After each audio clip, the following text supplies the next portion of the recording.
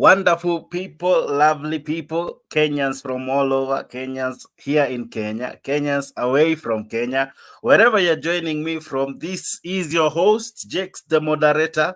And as usual, this is the show you have come to love, enjoy, and also look forward to. Imetimu saa 4 na inapotimu saa 4, show nayo lazima ianze. I'm your host, Jakes, the moderator, and I'm glad to be in the show. Thank you for being part of this wonderful and great conversation. Let me know where you're tuning in from. Nijuze unanitazama ukiwa wapi. Naona wengi washajaja. Naona wengi washaanza kutuma likes. Let me know where you're tuning in from. I have another great one for you. This one you must enjoy. This one you must love. I'm guaranteeing it that this one, just like the other ones, this one you utapenda. This one you must love. I'm telling you for free. Please stick around. Let us tune in till the very end. We won't take so much of your time, but we'll definitely make it interactive, make it nice, make it fun for you. This is Afric TV and I'm your host Jakes, the moderator. Karibu sana. Tuna mengi yanayojiri, tazama ili uweze kujuzwa, uweze kufahamika na zaidi ya yote uweze kujinais. Show yako, show ya kila Mkenya, show ambayo wewe unakaribishwa ya. Hii show haina guest of honor, you are our guest of honor. Hapo unakaribishwa kubonga jinsi unavyopenda lugha ya Kiswahili ama ya Kiingereza, the one ambao una feel uko comfortable kuflow nayo. Right? Hii show ni ya wajamaa wa UDA, hii show ni ya jamaa wa Azimio, show ya wasio wa ODM. Hii ni show ya kila Mkenya, show ya kila mwananchi, si show ya serikali, si show ya upinzani, la hasha, ni show yako mwananchi, show ambayo lazima utapenda. Imekubalika kote na najua pia wewe ambao unatazama kwa sasa utaikubali. Let me know where you're tuning in from. Karibu sana, nijuze unanitazama ukiwa wapi. Welcome to this awesome conversation. A lot has happened today and I'll be telling you what has happened. I'll be showing you from clips and from people speaking of what has transpired today. Hii Kenya nakwambianga inakuanga tamu. You just have to stick around to watch what is happening. A lot happens like every day. Ukidhani stories za jana ziezi ndio za mwisho, leo zingine najitokeza. Otherwise, let me know where you're watching me from. Namuona jamaa anajiita Jonathan Mushai ako ndani, karibu sana. Ali Blue ako ndani from Malindi, Kenya, karibu sana. Leo Nyambane unasema uko tuned, karibu sana my friend. Let me know where you're tuning in from. Nijuze hapo kwa comment section. Above all, like video, like the video, like the video, so that we can make this video be as great as the very show that this is. Asante sana. Let me know where you're tuning in from. Nijuze uko wapi Mkenya, uko wapi? Let me know. I see many liking the video. Asante sana. Namwona Jose ame like hii video, asante sana. Vero Kasioka ame like hii video, thank you my brother, my sister rather. Namuona Ali Bure ame like hii video. Jonathan Mushai, asante sana. Jose Walela, I thank you for liking the video. Thank you for liking the video. Subscribe to Afric TV. As I've been telling you, in Afric TV kuko na mambo bana we. Kuko na mambo bana we. Subscribing to Afric TV gives you an opportunity and a chance to win great prizes. It only happens at Afric TV where you get awesome prizes. Kuko na great rewards coming up. Please stick around to see winners being awarded. Karibu, this is Afric TV. This is Afric Show. Karibu sana. Unatazama ukiwa wapi? We are discussing what Raila Odinga said today. We are discussing what Martha Karua said today. You don't want to go anywhere. You must watch this one. Allow me to begin first with this clip before even I say so much. Allow me to play this clip for you. Maybe it will help in creating the foundation for the show. Yuko hapa tunasema bei itashuka chini. Sababu gani bei hiyo haishuki chini wakati huu? Mbona nangoja mpaka mwezi ujao? Haya yote katika hiyo statement ambayo mimi nimetoa, nimesema mambo mengi zaidi. Nimeongea juu ya vile hii mafuta yenyewe ilikuja hapa. Kwanza walisema na hata yeye jana alikariri ati hii ni serikali na serikali, yani G ni government. Ni ile makaratasi ambayo nasema ziko hata mbele ya bunge, ni karatasi ambayo zimewekwa sahihi na bwana Chirchir kwa upande hii, lakini ngambo ile hakuna waziri upande ile ambaye ameweka sahihi. Hiyo sio G to G. G to G must be government to government.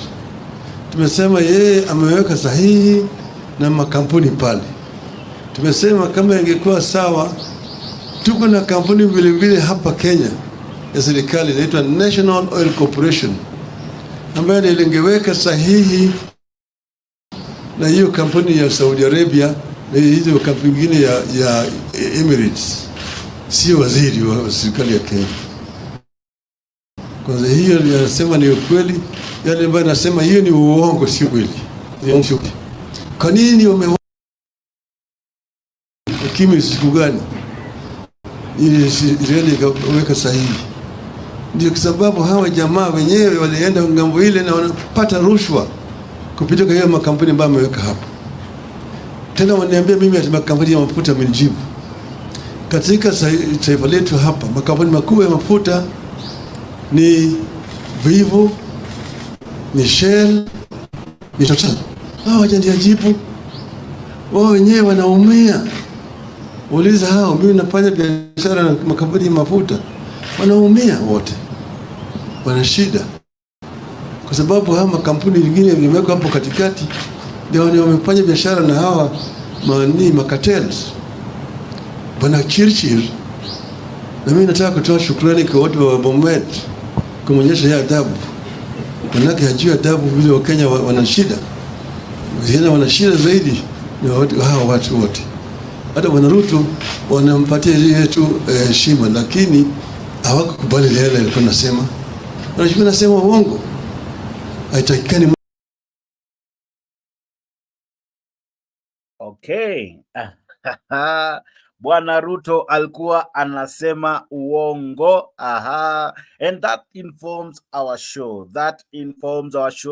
And it's what is informing our conversation tonight. Thank you for joining us. I'm your host, Jex, the moderator. And of course with me, I have Leo Nyambaya. Leo, vipi habari Leo?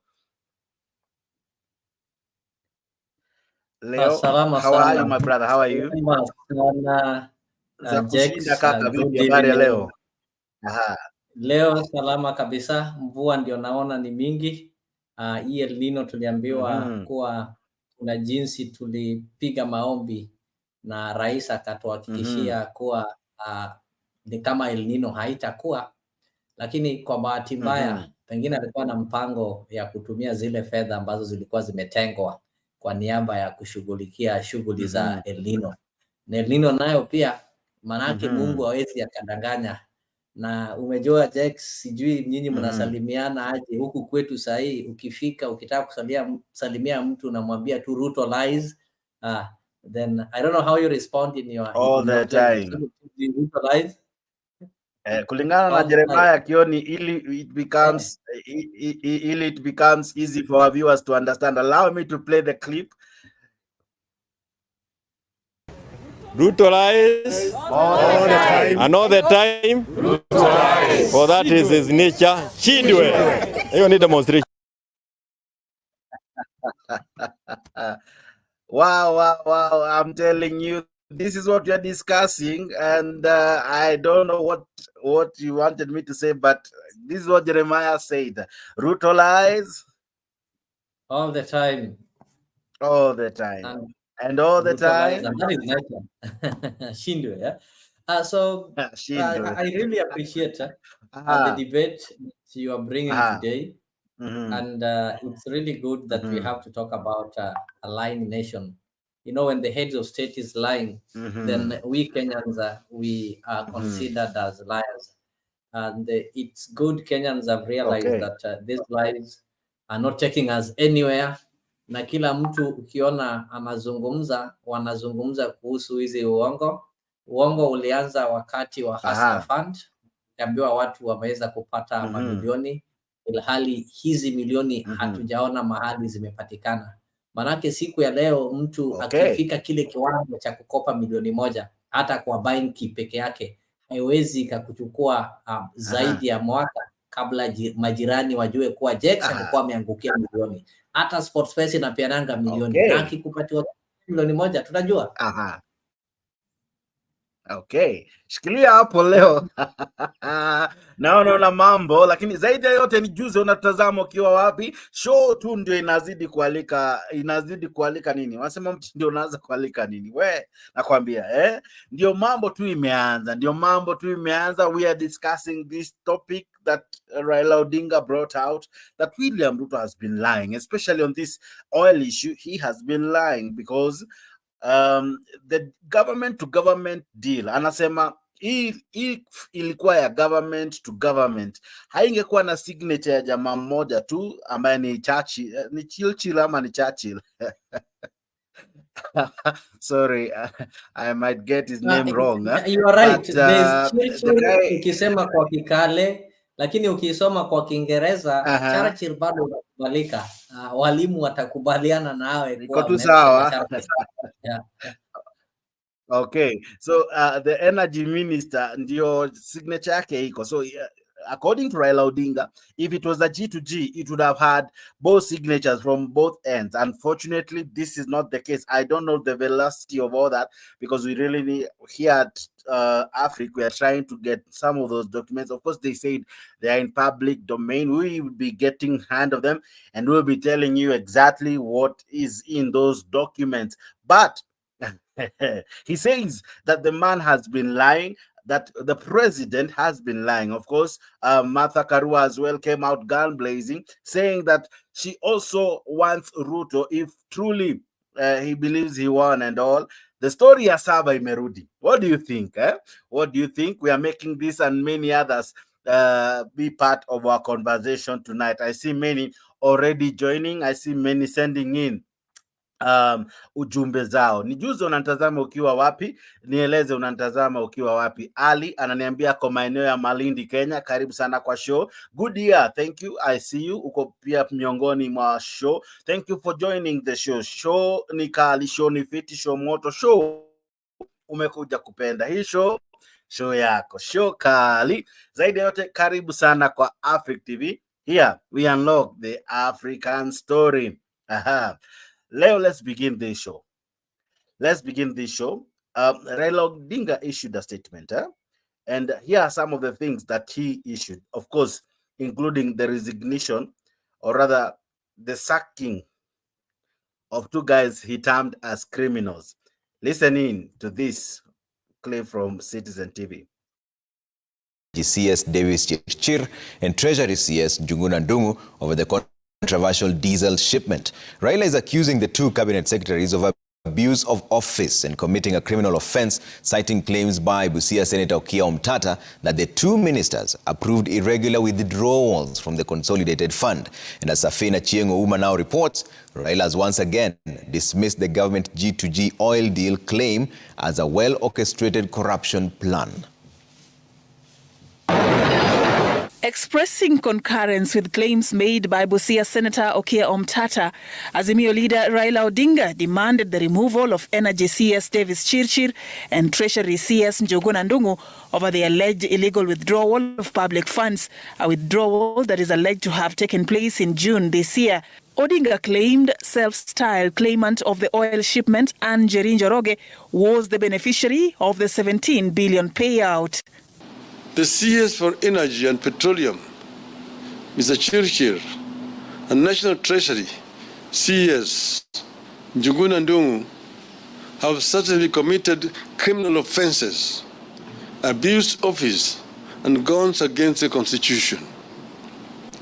They stole money from the consolidated fund, in addition to spending money way above what Parliament approved. They must not only resign, they must also be prosecuted. The Azimio leader has sustained his criticism on the government-to-government oil deal, citing lack of transparency. Kenyans will have noticed that even as our Ministry of Energy and Petroleum was signing deals with state-owned corporations in the Middle East, our own National Oil Corporation is completely left out. How does Chirchir explain the exclusion of this corporation in favor of private shady farms? Raila has further dismissed the defense by President William Ruto, who over the weekend said that the G2G deal was necessary to ease the pressure on the dollar. If that is the case, why has the exchange rate not improved? How come it has not lowered the cost of oil?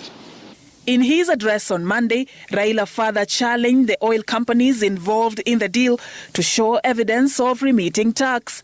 We hope the Kenya Revenue Authority is listening to our demand for evidence of corporate tax compliance by Oryx, Galana, and Gulf oil companies. The Azimio leader is calling for urgent investigation to be done on the G2G arrangement to establish the extent on the violation of consumer rights, transparency of contracts signed by all parties involved, as well as allegations of bribery, corruption, and conflict of interest by government officials involved in the G2G oil deal. Safin Achieng Oma, Citizen TV. Okay, now that is Citizen, and we as well are joined by our able panelist, Mr. Kamau, and you as well can join us this evening. To join us here at Freak TV, there is a link coming your way. Your link inaingia hapo tu chini kwa comment section. Hapo kwa comment section you'll see a link inaingia. Kuna link ya subscription, kuna link ya kujoin WhatsApp group, but kuna link imeandikwa StreamYard. Ukiguza hiyo link ya StreamYard inakuleta moja kwa moja hadi hapa mbali tulipo. Lazima uwe umewasha kamera, yes, uguze mic yako iwe on. Of course, hiyo app inakuja na those two features, and then you write your name and then you click enter, and voila, you will be here with us hapa kwa studio. Zaidi ya yote ni juzi unatazama ukiwa wapi. Let us also make you part of this conversation by also hearing from you through the comment section, and as well also joining us live. SG Kamau is with me together with Leo to make sense of what I have been playing in terms of the clips that I've just played. Mr. Kamau, how are you?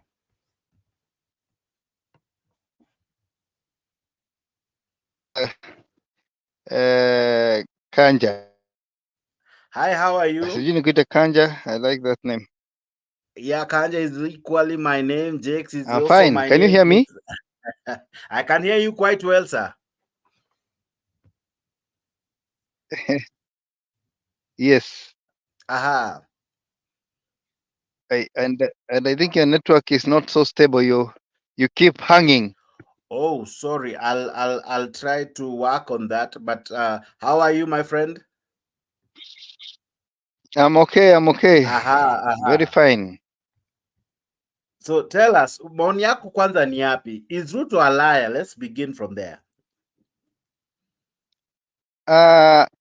I don't know how to describe Ruto. I have been trying to place him on who he is, but this guy is not only a liar, I think he has a mental problem. Because I don't think you can keep lying for forever and you don't find anything wrong with you. Okay. To me, I think he needs some therapist so that he can be checked. Because I've come to realize maybe you're blaming for nothing. This guy has a mental problem because everywhere you go on the streets of Nairobi today is what is the new promise of Ruto? What is the new lie of Ruto? Yeah? Somebody has just commented on his page today, if you look at it on Facebook, that he has gone to the UK and the US to for the lies za December, because December inataka mauongo zinakaa ukweli. So lazima arihas. Ameenda huko USA ndio akuja with new lies. And therefore, when I have never najua ameenda nchi kadhaa. I think it's Germany, then and France. I think he is in a what we call he's enjoyment. on a serious tour. And therefore, what I find is this president is a serious tourist. Anatumia hii mshahara mzuri, hii kitu inaitwa tax. And therefore, to simply, I think we have a president who is suffering from many things. Number one, inferiority complex. He feels he is not fitting to be the president of Kenya. So he's trying so many things, dressing like a president is not getting in, addressing people like the president, it is not working. Anapigwa powder kwa uso, it is not working. There is nothing Ruto is doing that looks presidential, not in his speech, not in dressing, na not. Unajua kuna watu wanasemanga we hate Ruto, no wonder we are saying these things, but I have been in this world for more than 30 years. Yeah, in fact, I'm fast approaching my 40th birthday. But I've never seen a country, even the days of Moi, where you will be told that the Moi amedanganya. You know, I don't know whether Jakes you were born by then. I am so sure wewe hukua tukisema mapambano ya second liberation Kamukunji. Yeah, but those people who are there can tell you when Moi spoke anything, nobody could say he's lying. Hakuna mtu ungesikia kwa hata kama kukua na Twitter kwa mkutano kwa TV ati lakini this guy, it's obvious. Kenyans know whatever comes out of his mouth is a lie. There's no truth in it. First of all, he told us about the gas. Yeah, he told us that he's going to bring gas of 300 shillings. It never materialized. He also said he's going to build 1,000 dams in every county. We have not even seen one. He also said that he's going to increase the salaries of the police. It has not happened. He said that by the end of December, the year that of election, that is last year, there will be everybody will be under scheme of NHIF. It has never happened. Okay. I can continue because each and every day there's a new lie from the president of Kenya. And therefore, I find him misplaced. I find him sick. And I find him clueless. That is the kind of a president we are having. It is unfortunate. He might think that you become powerful by threatening people, by talking big English, by dressing with counter suits, by using so many I mean, all those things that he's using Farouk to do. You know, Farouk is his handyman. If Kanja is doing bad, he sent wenda ulipe huyo ama uwe ama ufanye chochote. That is the kind of president we have in Kenya. He doesn't know the rule of law. Look at his speech, the national address. You and I know that when you're a president of any country, and I'll tell you this without a fear of any contradiction, the president of Somalia is smarter than our president. He's actually having more substance. I've listened to him. He has substance than the president of Kenya. Because normally, we believe that if you are the headmaster, then there is something you know that the normal teachers don't know. Even the deputy president, deputy head teacher doesn't know. We usually believe that you... Even as you continue, allow me to as well engage you. You have talked of him trying counter suits, trying to do makeup, trying to do many things. don't you think it's what Uhuru as well tried to do, like having something that identifies you? Kuna mahali ilifika Uhuru was told he's Wamashati, you know, the kind of shirts he used to wear, the kitenge that he branded as Buy Kenya, Build Kenya, but eventually was branded as Wamashati. Do you think as well Ruto is trying to find, do I call it a niche, of how he dresses, of how he looks, so that people can address him and look at him from that angle he wants to drive us to? Do you think that is what he's trying? Ama, to you, these are just gimmicks? There's nothing to it. I cannot compare Uhuru with Ruto, even at whatever standard, whether it is in dressing or speaking or anything.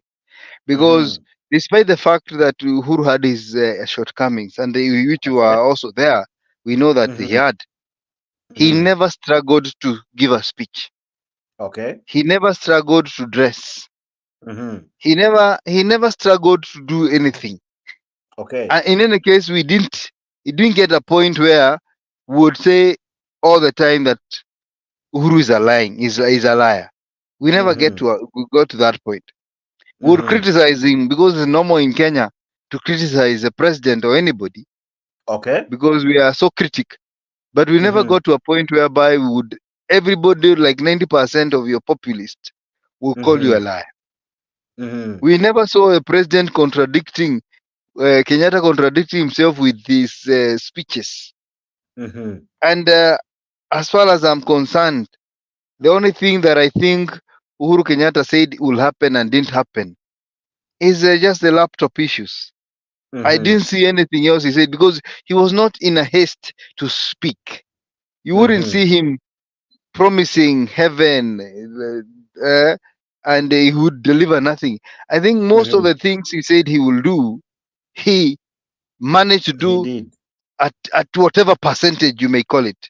If it is CBC at whatever percentage, if it is a super highway at whatever percentage, if it is at Linda Mama at whatever percentage, if it is at the Kazi kwa Vijana at whatever percentage, he could not have done it wholly and 100%, but you could see his time. But we have a case here of an individual who speaks today this way and tomorrow the other way. We do not find him. We cannot place him. Who is this guy? Yeah. And therefore, many Kenyans wonder, because right now I can tell you, he has used so many lies to get to power. He has used so many gimmicks, machinations, and even money. But I think that thing is coming to an end, and coming to an end very fast. Yes. Leo, on the same breath, even as I'll be coming back to come out just now, Mwananchi kind of knew all this, because this is the man who spoke of studies. I think this was said yesterday, that Mwananchi had a clue about it. We were warned time without number. I remember Huru saying that don't just fall for the words, you know, this person will tell you the words, but eventually the actions will not be there. You remember these words? You know what has happened with this election, and I said it in another meeting, that after the COVID-19 pandemic, now the new pandemic we are dealing with is the pandemic of lies. Yeah. It's the pandemic of lies. You know, people stand up and they say things that they think make sense. You know, I've been looking at politicians, and fortunately, I have the opportunity of having served in cabinet. I know how a budget is drawn, and I know how much money we have in our resources to draw a budget. When a political leader, a national leader, tells people, I will put aside 150 billion for market women, I'll put aside 50 billion for boda boda, I'll put aside 100 billion for this. I know how much our budget is and the projected growth of our budget. That time we have not talked about the amount of money that you are taking to counties. You have not talked about transfers for the education sector and so on. Where are you going to get that money to provide that kind of service? You're just lying to those people because you are telling them things they want to hear. And because they won't ask you questions, you just get along with it. You know, when you keep saying there's deep state, who is that? And the people are using that phrase and complaining. are members of the National Security Council. They hold public offices. They tell you they are powerful people. So who is that? Not this facade and stories that are being coined and being bandied around, just so that people create excuses and they camouflage around things that don't exist to survive, or create excuses and pathways of lying and carrying the public along with them. I want to ask you as church ministers, I am your son, and as a public servant, we have a country to serve. Let us not be victims of some of these lies that you keep hearing around. Are we victims of the lies?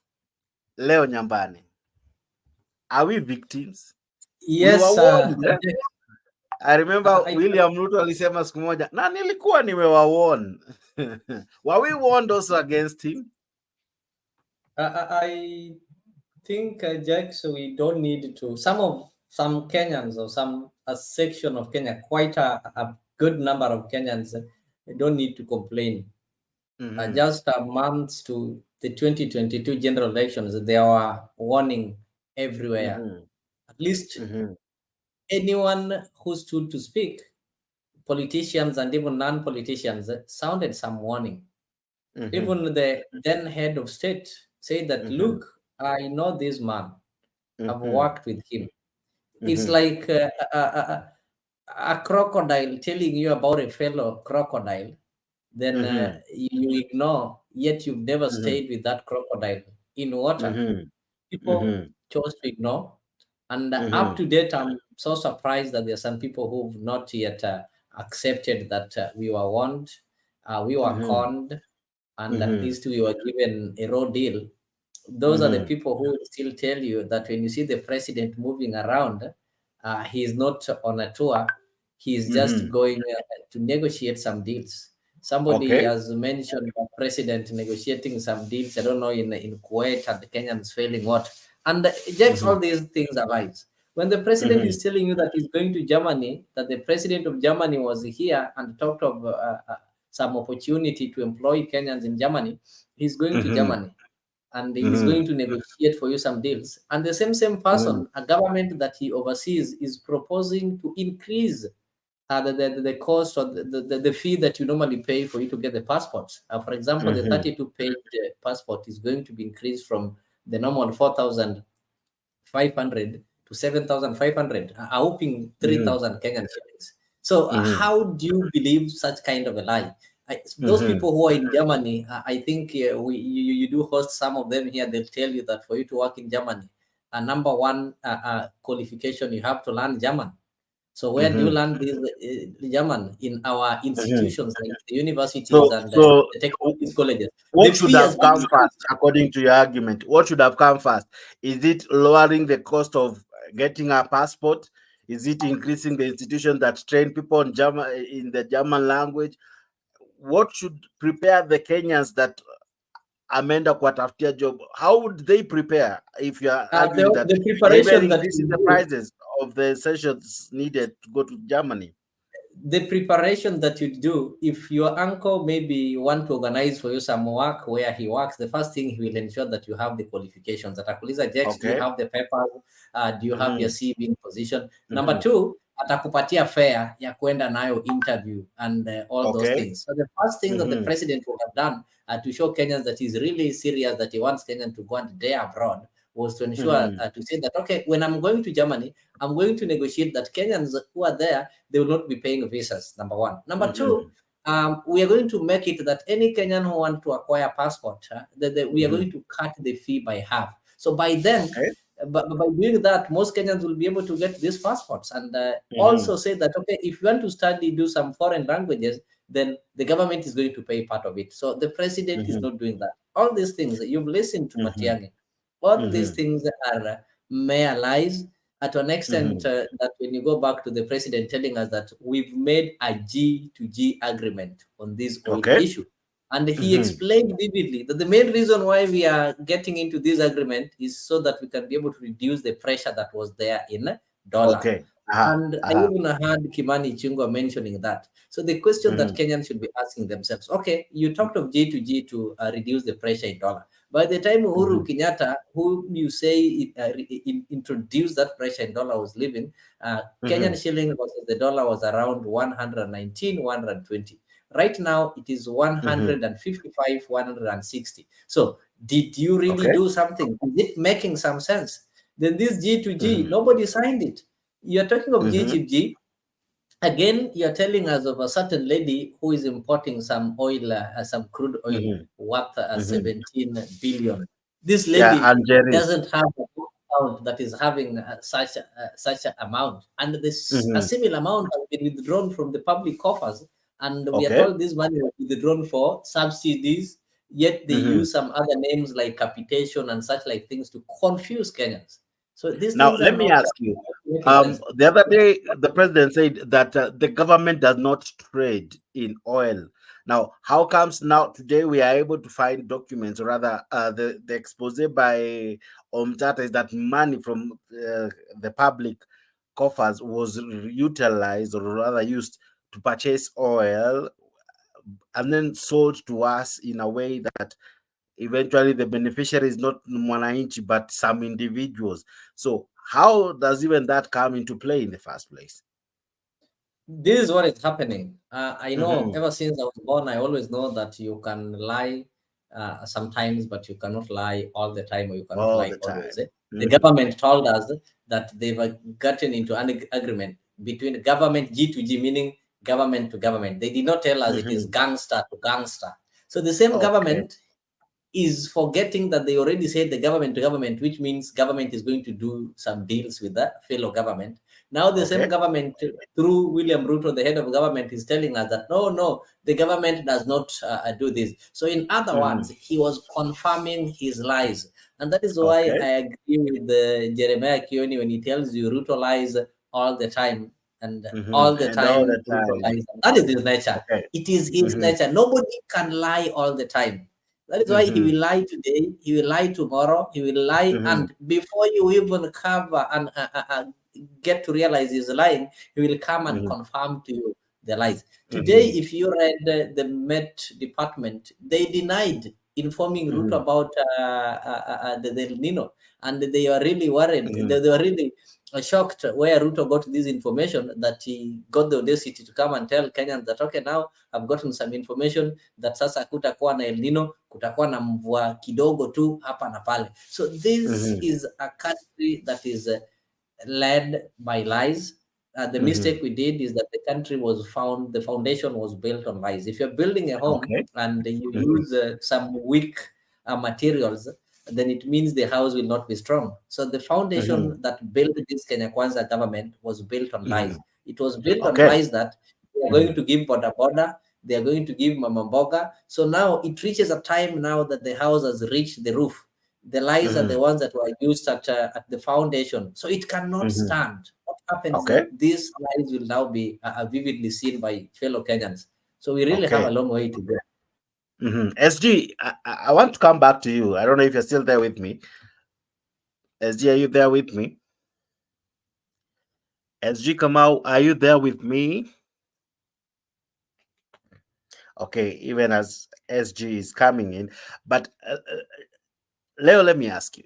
Think about it. The president is moving all over. He's even outside the country at the moment.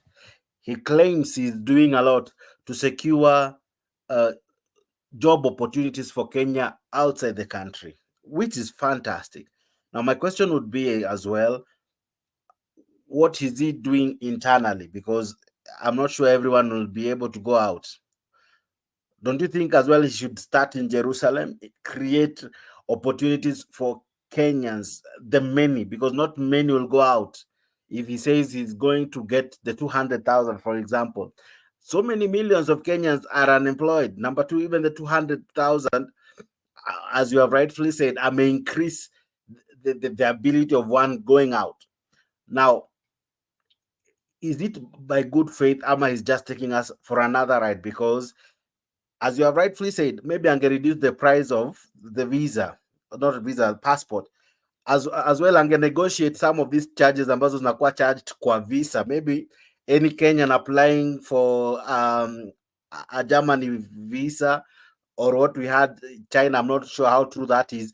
Either they waiver it or it's the process is slightly easy for Kenyans, but that is not happening. So how can he convince Kenyans that his trip to Germany is really for the mwananchi kule chini ambaye hana job?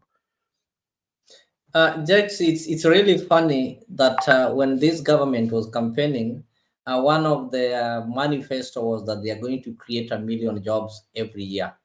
So when you see a president is getting out and telling you that I'm going out to go and look for your jobs outside, it means he is confirming that he failed as a government to create jobs within the country to employ its people. So now he wants to go and depend on the foreign countries whom he expects to create jobs for themselves and also create jobs for your citizens. It doesn't happen like that. This is somebody who put on Kaunda and everybody was yelling and shouting how he is the Pan-Africanist, the modern Pan-Africanist, the modern Sankara. And he still believes in some neo-colonialism. His mind is still having the colonial mind. During the slavery trade, that is when Africans were shipped from Africa to go and provide some cheap labor in Europe. Of course, if you go to Europe or you go to America today, what they're going to pay you is not equivalent to what they're paying their citizens. So actually, you're going to give them some cheap labor. So if a president in the 21st century still believes that they cannot be able to create jobs,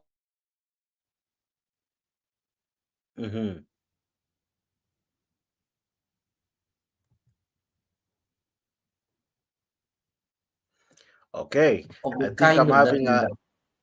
sorry. If you have a president who still at this century believes that for you to create jobs, you have to maybe ship your citizens overseas so that they can get employed there, it speaks a lot. This is somebody who doesn't believe in his country. This is somebody who doesn't have local solutions for the local problems. The problem of employment is something that he told us how we are going to create. There's sometimes you normally use some ambiguous terms like how there's some words he normally talks of their value addition, agropastoralism, and some big agricultural words and some technological terms he uses, but he cannot put them into practice. What is so hard in him creating employment for these Kenyans? The 1 million jobs that he promised, he created none. He will stand and tell you how affordable housing have employed 500,000 people. Around you, you'll not be able to see these people who've been employed in this affordable housing. So it's fallacy, and it's an insult to Kenyans that I promised to give you to create 1 million jobs. Then now I'm telling you I'm going to tell another government to create jobs for themselves and also create some extra jobs for you. It is a sign of failing as a nation, failing as a leader, somebody who's been given responsibility. We cannot sit on equal table with Germany and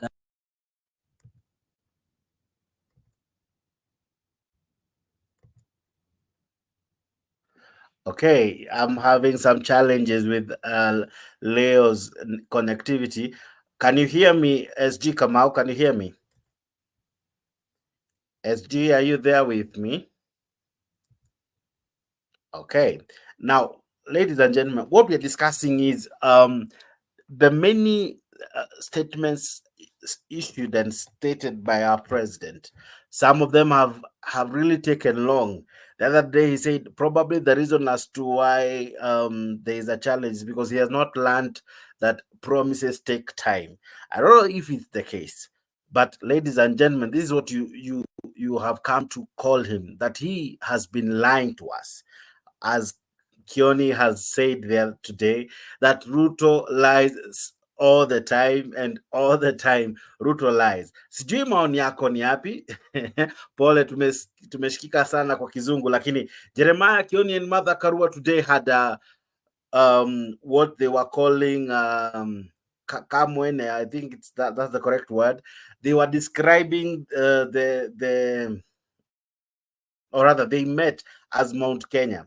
This is what happened. Let me play it, and then I'll be coming back to explain more. If it's not addressing the cost of living, or why would we bother with it? If it is not addressing the invasion of Jubilee by UDA, what is the use of that document to us? We can continue managing ourselves the way you have done it. In any case, Ruto never intended it for good. He's been wasting people's time there. But we also have been using the time to organize ourselves, including many things like you have seen. Therefore, we have no business at Bomas if those two basic minimums are not met. Reduction in the cost of living and paying fidelity to the law as regards political party. Leave Jubilee alone. Do your own thing and let us do our own thing. Thank you. We are united to push for the political, economic and social interests of the people of Mount Kenya. We will not accept politics of intimidation. Kama mtu anataka kutusafirisha kwenda binguni, pengine Mungu atamsafirisha mbele yetu. Yes. Lakini we are not going to be intimidated. No. And anybody who sends attack dogs to insult leaders asking how many votes we got, open the server. What are you fearing? Open the server. Open the server, we verify how many votes. Kama ni mbili tutashukuru. What are you afraid of? You cannot continue to refuse to open the server and send attack dogs. And this is to William Ruto, not to anybody else. By talking, by organizing this kind of forums and talking to the people, this is called power of the people. Partisan talks were a waste of time. It was a diversion of concentration, but we captured the matter very early. We were there to say we want more constituencies, we want Kiambu to be divided into several other counties, but we then later realized that this was just a diversion and time wasting. We are ready. We are going to the ground. We are talking to Wanjiko and we are telling them, in fact, we have had a very easy time because we are not telling them. We are going and they tell us, if you people don't talk, we are going to die. We are not a political party. We are ready now as a movement, as a forum, to talk on behalf of our people and even to look for things that could be affecting them and have a proactive way of tackling them. Education, employment, economic, leadership, all that. If they want to join us, they are most welcome. But we don't want them to come in, be disruptive to already what we have already started. Will you invite the Deputy President? If he's willing to come, and why not? He's a member of the Mount Kenya region. He's one of us in the Mount Kenya region. No other mire. Aduma tigiogo mata demonstration. Na tuachoka tuuga atiri. Ruto lies all the time. And all the time. Ruto lies. For that is his nature. Chindwe. That Ruto lies all the time, and all the time Ruto lies, and that is his nature. And they finish by saying Shindwe. Ladies and gentlemen, I didn't want to take so much of your time. We were just recapping on what transpired today. Now, thank you for being part of this show. This show has been made possible because of Afric TV. Afric TV is a station where, one, you stand a chance of winning grand prizes just by subscribing. Subscribe to Afric TV. Now, to get this channel directly, kwa sababu nilikuwa napata so many texts of many telling me wanakuwa na challenge kuipata. This is how you type ukiingia kwa YouTube. Go type Afric D TV. Afric D TV. It will just be there for you to subscribe.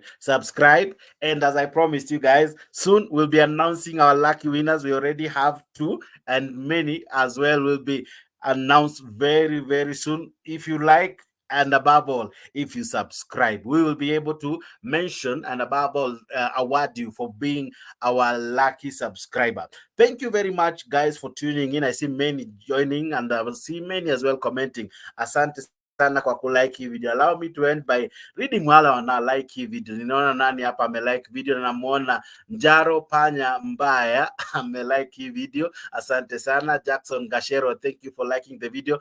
Emergency Global, I thank you for liking the video. Moses Masika, I see you. Asante kwa kulike hii video. Sally Fields, I see you. Thank you. Unakuona uko ndani. Let me know where you're tuning in from, kwa sababu namuona kama hapa Halima Kiponda ananiambia I'm locked locked from London. Karibu watu wa UK, karibuni sana. Namuona Collins Mune akondani, asante sana kwa kulike hii video. Thank you so much. Thompson Owalo, I see you. Thank you for liking the video. Sally Fields, I thank you for liking the video. Zuru Kenya, asante sana kwa kulike hii video. Haha, thank you so very much for liking and sharing this video, and above all subscribing to Afric TV. Namuona Mosioka Masika, asante kwa kulike hii video. Nani mwingine hapa? Nani mwingine? Peter Kibeta, I see you. Phyllis Mora, I see you. Asante kwa kulike the video. Asante kwa kusubscribe to Afric TV. Afric TV, we got you. Why? Because here we unlock the African story. Here we allow you to come in and have a conversation. Today, I had SG Kamau and Leo. We were trying to discuss some of the things that have defined the Ruto's government. Most of the things we were warned. I remember, if I can replay this clip for you, this was some sentiments by one and only Matiang'i. I don't know if you remember this one. You know what has happened with this election, and I said it in another meeting, that after the COVID-19 pandemic, now the new pandemic we are dealing with is the pandemic of lies. Yeah. It's the pandemic of lies. You know, people stand up and they say things that they think make sense. You know, I've been looking at politicians, and fortunately, I have the opportunity of having served in cabinet. I know how a budget is drawn, and I know how much money we have in our resources to draw a budget. When a political leader, a national leader, tells people, I will put aside 150 billion for market women, I'll put aside 50 billion for boda boda, I'll put aside 100 billion for this. I know how much our budget is and the projected growth of our budget. That time we have not talked about the amount of money that you are taking to counties. You have not talked about transfers for the education sector and so on. Where are you going to get that money to provide that kind of service? You're just lying to those people because you are telling them things they want to hear. And because they won't ask you questions, you just get along with it. You know, when you keep saying this deep state, who is that? And the people are using that phrase and complaining are members of the National Security Council. They hold public offices. They tell you they are powerful people. So who is that? You know, this facade and stories that are being coined and being bandied around, just so that people create excuses and they camouflage around things that don't exist to survive, or create excuses and Leo, these were the words of Uhuru Kenyatta. Mdomo tamtamu, mdomo tamtamu, maneno mazuri, lakini mwisho wa siku jamaa hatimizi. And yesterday he came out as though he was rephrasing that, you know. We were warned, tulikuwa warned, but it's as though mwananchi somehow never listens. Somehow mwananchi eventually, I don't know what happens, we don't remember the lies. Because earlier on, if you remember, we were promised study, as I said there a few minutes ago, that there are so many things he had promised, even as a VP, as a DP, but that never came to be. Eventually, this is how he excused himself by saying, I was not the president, right? That was his excuse. I wasn't in charge. Now he's in charge. Why is he not still able to take the bull by the horns, to really govern the country, to lead the nation? Is he just a man who talks, but in terms of him, he lacked the prowess to lead the country?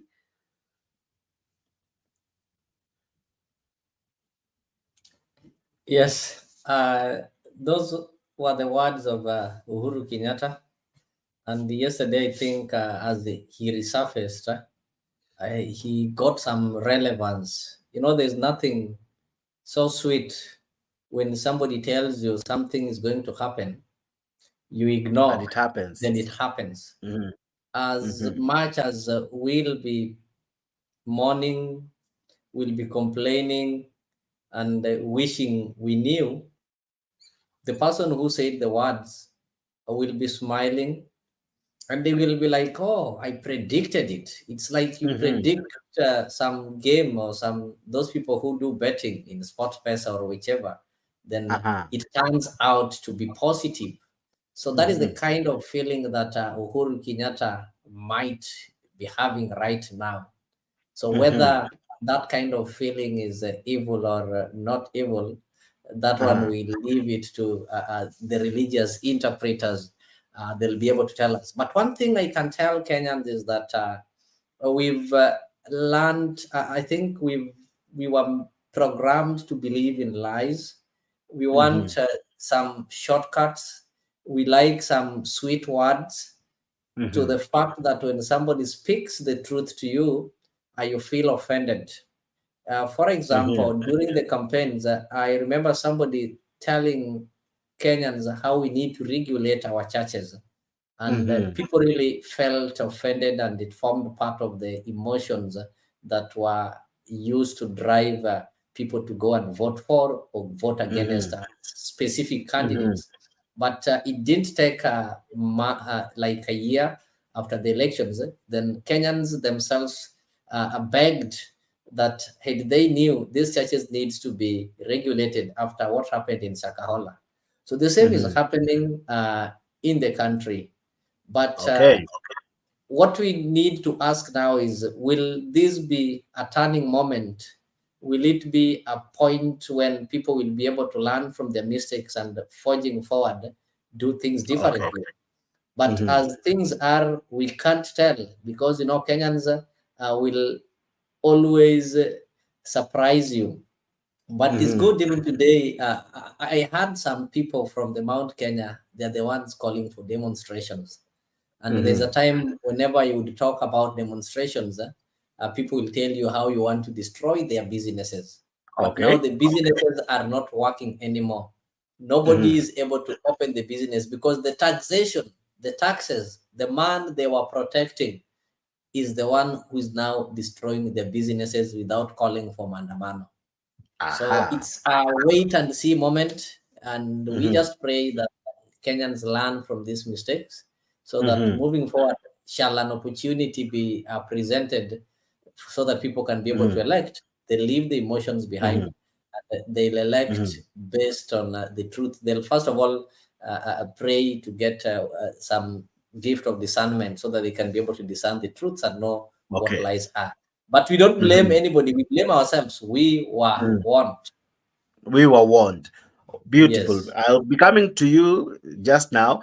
I have Kenya Rebel and SG with me. Kenya Rebel, I don't know if you're still there, and I would wish to see you as well.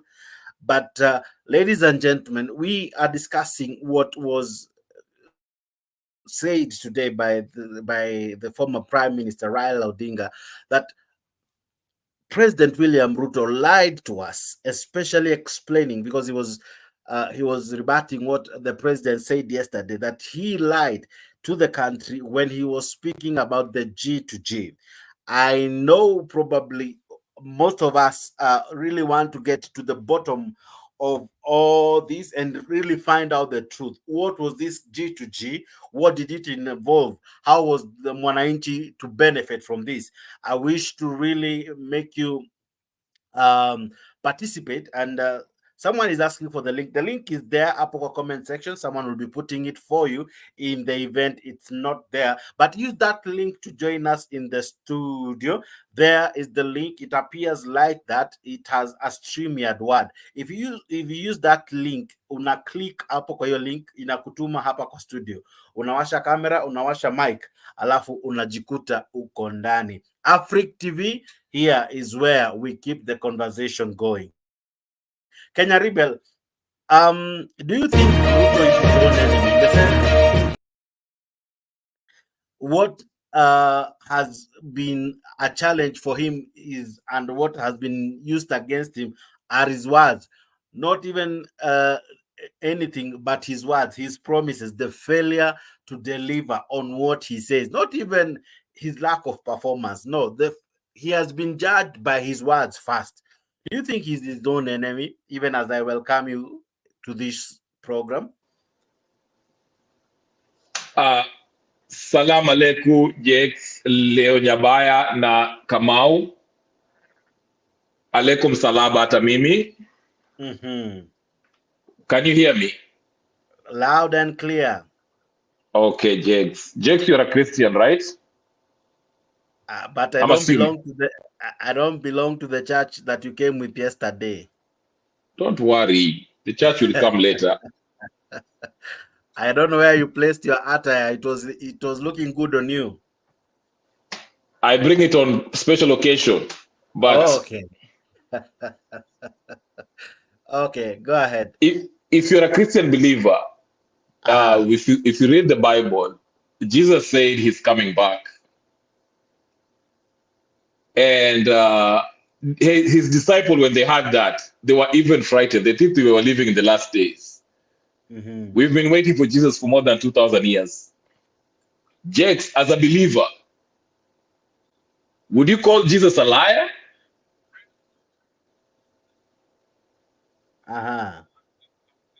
Okay. He said soon, and the soon is not definitive. Oh, thank you. Thank you. Naona Omolomolo ameingia. Very glad that I'm so Omolomolo nimekuona hata sasa I'll be nice today. Leo I was planning on destroying people here, but I'll be nice because Omolomolo ameingia. I know sometimes you call yourself Japolo or whatever. Why do you have to put yourself in the group of these? Is it the Embu? There's a certain senator I had speaking today, and I almost switched off my television, claiming that we are sending Kenyan soldiers. I'll get the name and the clip. I'll show you. He's an old man. We'll be playing the he was elected because he's having master's degree in Bible interpretation and miracle performance.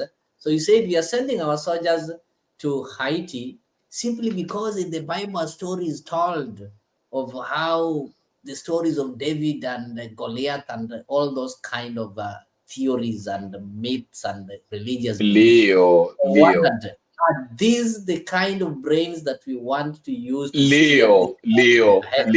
You want now to start comparing. Jex, protect me before I protect myself. Faith. How many people subscribe to your faith? We are speaking of practical things like I'm getting there. And you are telling us of stories and hopes of life after death. And we are talking of life that we live currently. Really? Can I finish my submission? Go ahead. Before I was rudely interrupted. Go ahead. What I'm saying is this, Leo, and I don't know if you've been following me. I'm not a Ruto follower. In fact, I've been criticizing Ruto ever since he approved the GMO. But I like picking on Leo Nyabaya because he always have a provocative way of delivering his message. Raila Odinga is a content creator. He's not a politician. He's useless. A con man. Con man Keringenye. He's been calling people for a long time. He wants to stay relevant. He doesn't have a job. That's why he wakes up every day and he gets a speech and talks about G2G, this. Now, let's take him for what he said.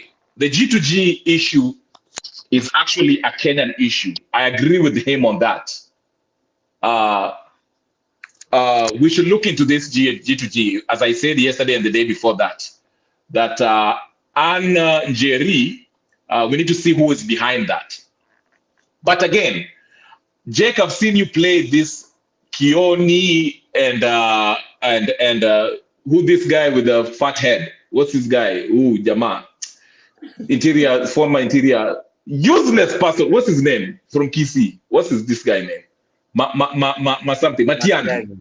Jeff, I think no. Kenyan legally should be so moderate. You know, these are the people he's discussing are respected people, apart from being parents and okay.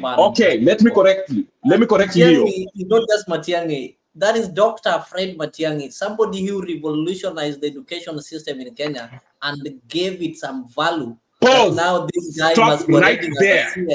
Stop right there, Jabaya. No, I'm not going to. Okay, I'll give you decorum. Okay, I'll give you a reason to have some kind of decorum. When we were protesting, against the illegitimate presidency of Uhuru Kenyatta, when he was imposing himself to the Kenyan people, Matiang'i was sending deadly police forces, killing Luos in Kisumu, dumping their bodies in Rivayala. Give me a break about decorum. This useless idiot that wants to tell us about nini that we were being lied of, why shouldn't we treat him with respect? Matiang'i should be in committee, not giving us lectures about lies about Ruto. Same as Uhuru Kenyatta. So don't come tell me here when I was protesting against, they killed a lot of my people, my friends, to defend Raila Odinga's win. Then you come here tell me at Matiang'i, who is Matiang'i in this Kenya?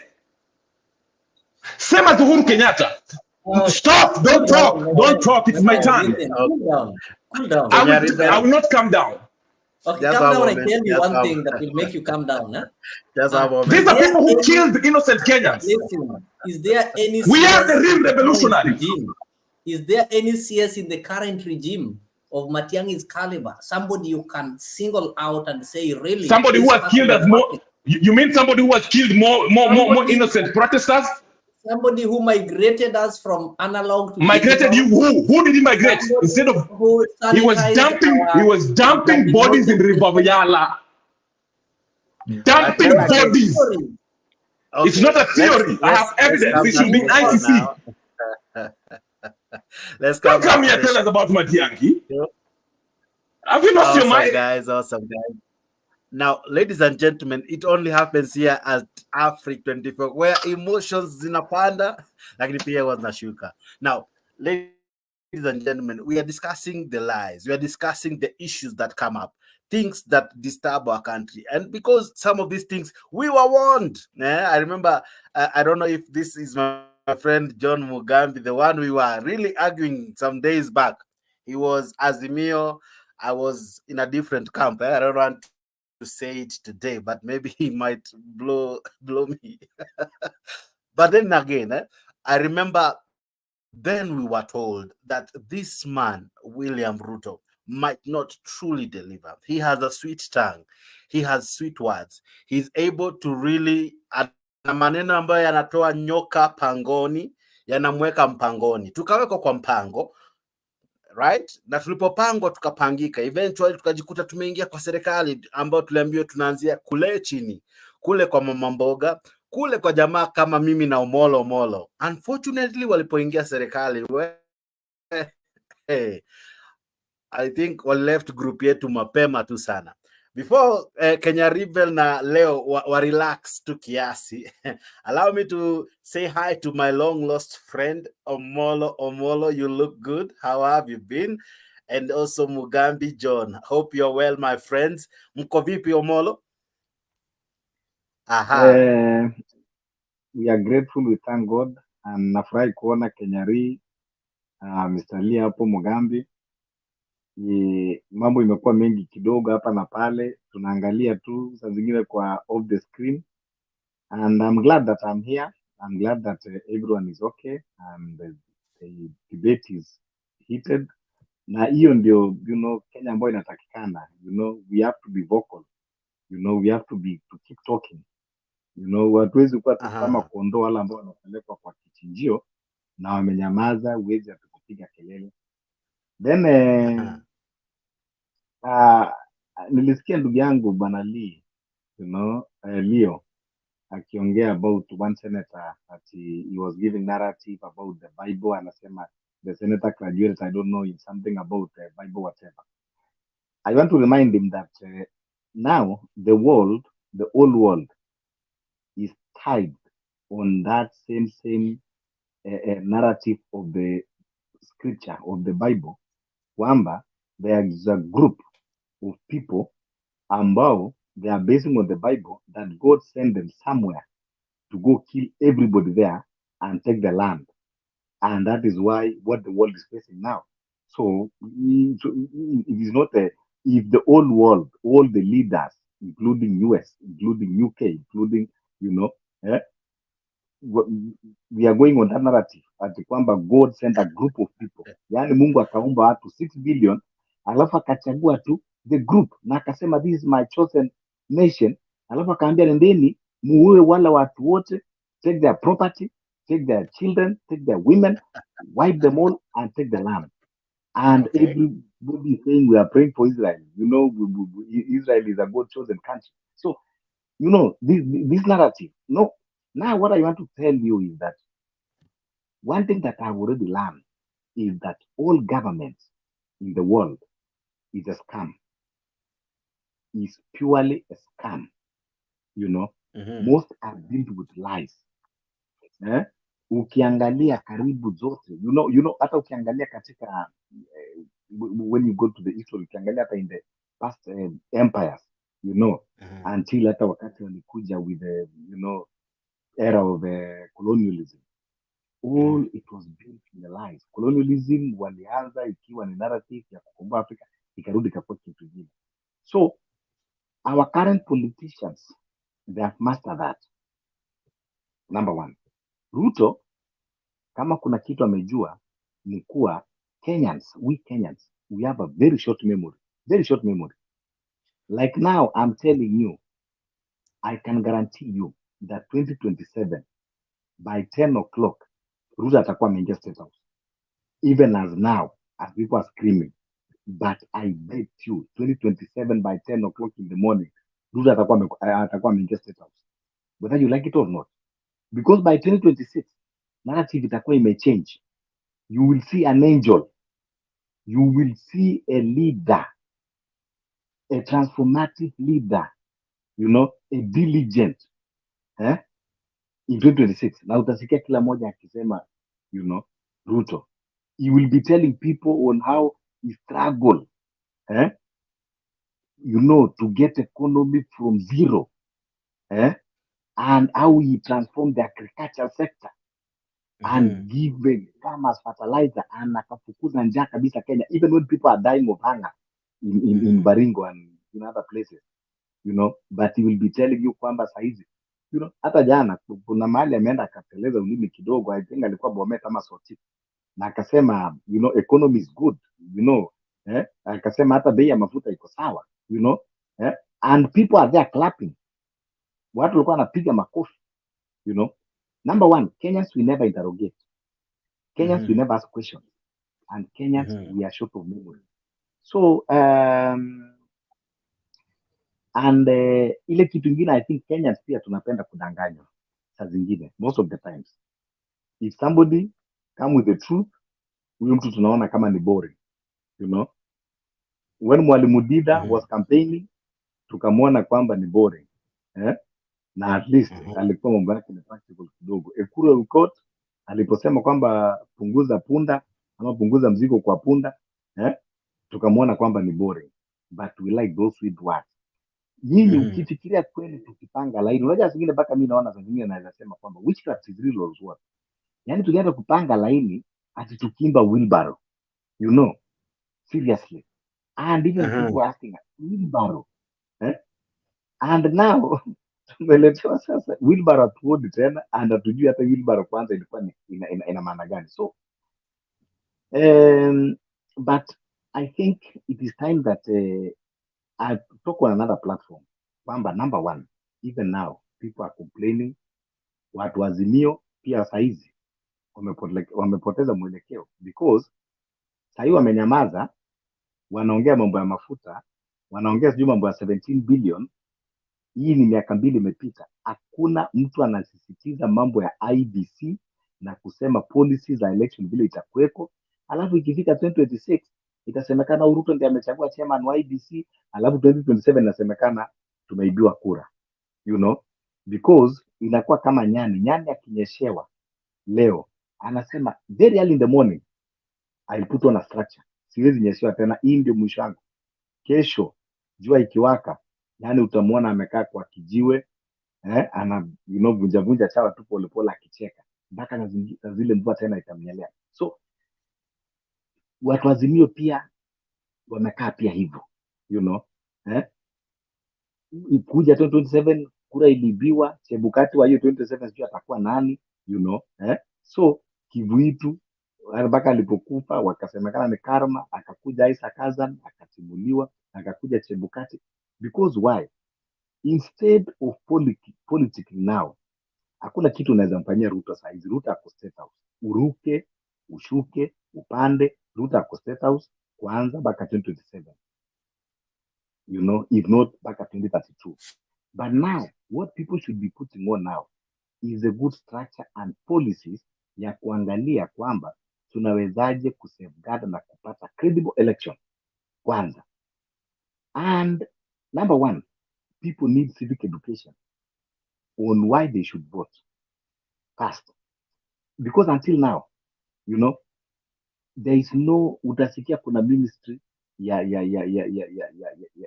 vitu zingine ambao even they don't even have idea, you know, so saizi government pamoja na political parties are given a lot of money. ODM, they receive huge money, you know, Wiper.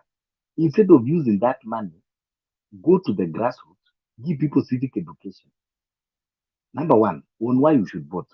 Number two, on the characteristics to choose a leader. You know, at least tell people. There are young people that they're out of school, they have never voted before. Na wanafikiria tu kuvote ni ile shilingi 200 umeweka mfukoni. You have to teach them the implication of choosing a wrong leader. So when people are given that civic education first, you know, so ikifika wakati wa election, people will be able to decide now on the right choice. There are a lot of malpractices ambao bado hazifai katika election. Watu unasikia by election iko Kisii, alafu unasikia politicians wote wa Rift Valley, wa Kisumu wameenda kupiga kambi Kisii ati kuambia watu wa Bonchari vile they need to vote so and so. Yani wao ndio wanajua Bonchari kuliko Bonchari themselves, you know, hizo ndio vitu ambazo zinafaa kutolewa. Kama kuna by election Machakos, kama kuna by election Kajiado, watu wa kando hawafai kwenda. Let the local politicians wenyewe wafanye campaign pale, because wao ndio wanaelewa territory yao. Lakini hatunasikia mtu ametoka Babowino ameenda Msambweni kwenda kuambia watu wa Msambweni vile anajua mtu wa kuvote more than watu wa Msambweni wenyewe. Hiyo ndio huwa inaleta corruption, inaleta malpractices hizo ambazo hazitakikani katika election. So ukiangalia saizi hii nini inaitwa ya kufight na corruption, watu wamelala wako kwa usingizi katikati. Yani unaniambia ati 17 billion inazunguka tu hewani ikienda left right center, and they are not even aware. Yani sasa imekuwa ma politicians ndio ma DCI, ndio mapolisi, ndio ma prosecutor. Yani hiyo body bado iko alive kweli, na wanachukua pesa wananchi. Ni kumaanisha kwamba they have been pocketed, you know, because you cannot tell me that unasikia traffic police amechukua shilingi 50, kamera zote za barabara zimeenda kumulika ati anti-corruption ametoa makucha hivi, lakini 17 billion zinazunguka tu hewani hivi, harufu inaenda tu ikipiga wa Kenya ikizunguka, alafu ananiambia ati Kenya anti-corruption. They are not even aware of that. They don't even have idea. They have never even voiced, you know, we never hear their voice. So the institutions are slowly dying, you know.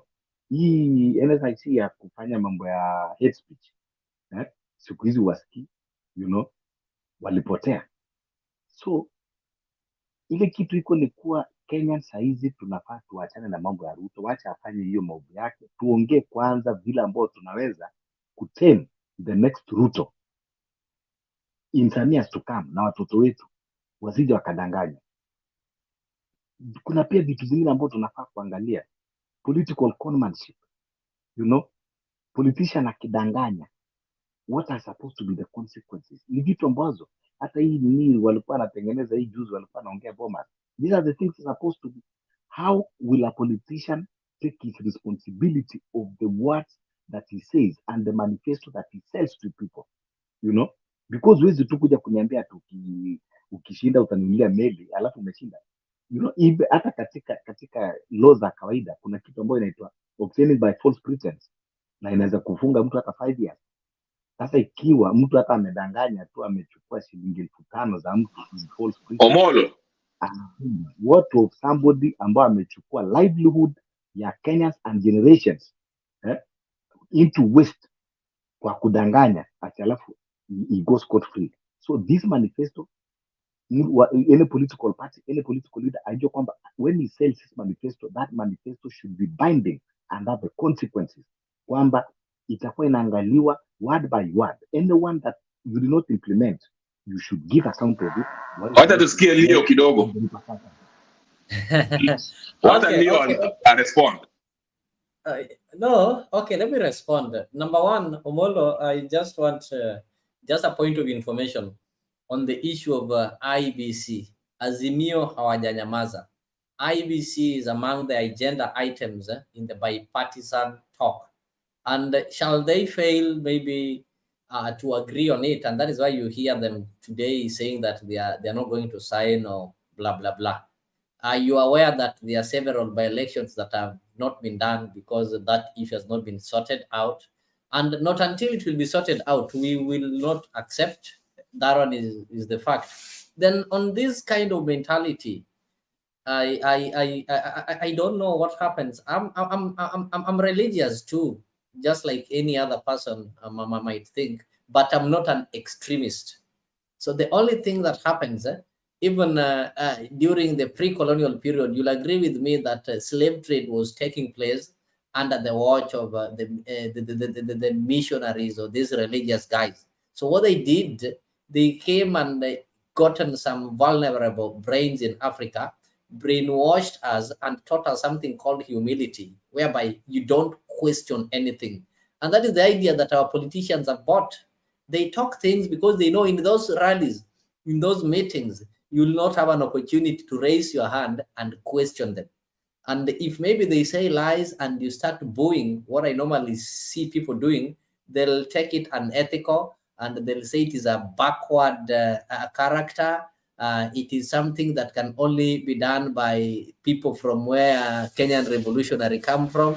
And they'll brand you all the negative names. Yet they don't give you an opportunity to raise your hand na useme Ruto, sasa sasa hivi venye umetuambia unaenda Germany kutuletea kazi 250,000 na hizo zote, wapi zile milioni 1 ulituahidi hapa?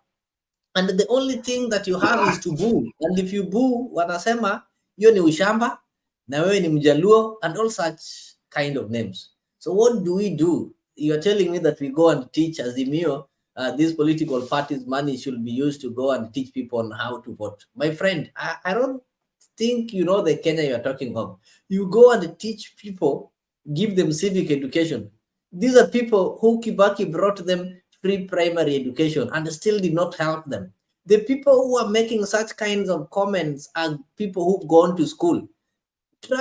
How do you explain to somebody that people in Kiambu are electing somebody because of giving them tanks, yet every home in Kiambu is having a piped water? Kiambu is the richest county in Mount Kenya. Majority of people in Kiambu are millionaires and billionaires.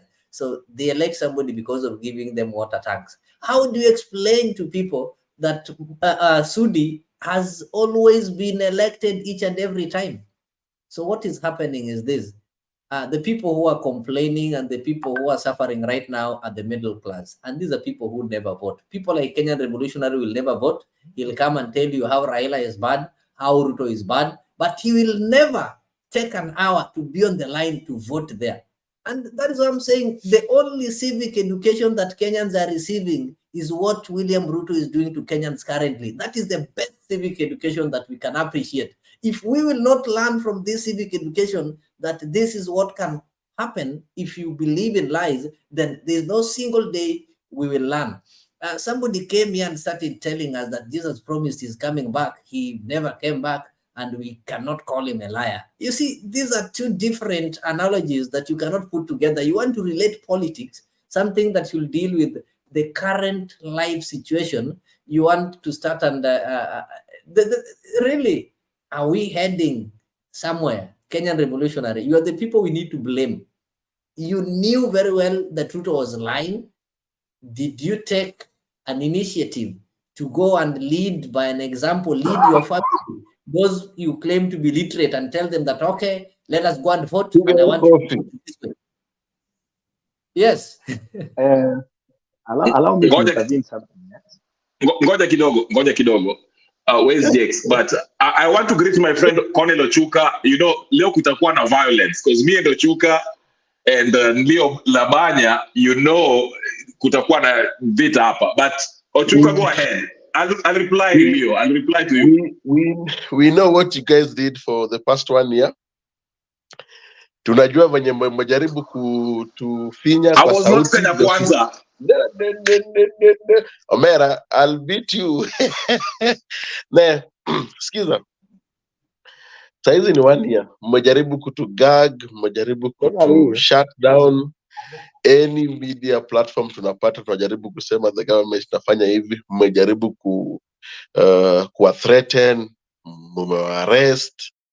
Nao nilishtuka sana tukisikia show inarudi, na nimesikia show imerudi. Nilipigiwa actually. Niko so happy. Na sometimes wanasema kuna mashetani wakikuja, mashetani wengine wanafaa kupigwa makofi kwa sura, like in the name of pa, si wale wa kuombewa huko wa kutolewa sadaka. Hizi zinafaa zipigiwe makofi kwa sababu imekuwa 1 year.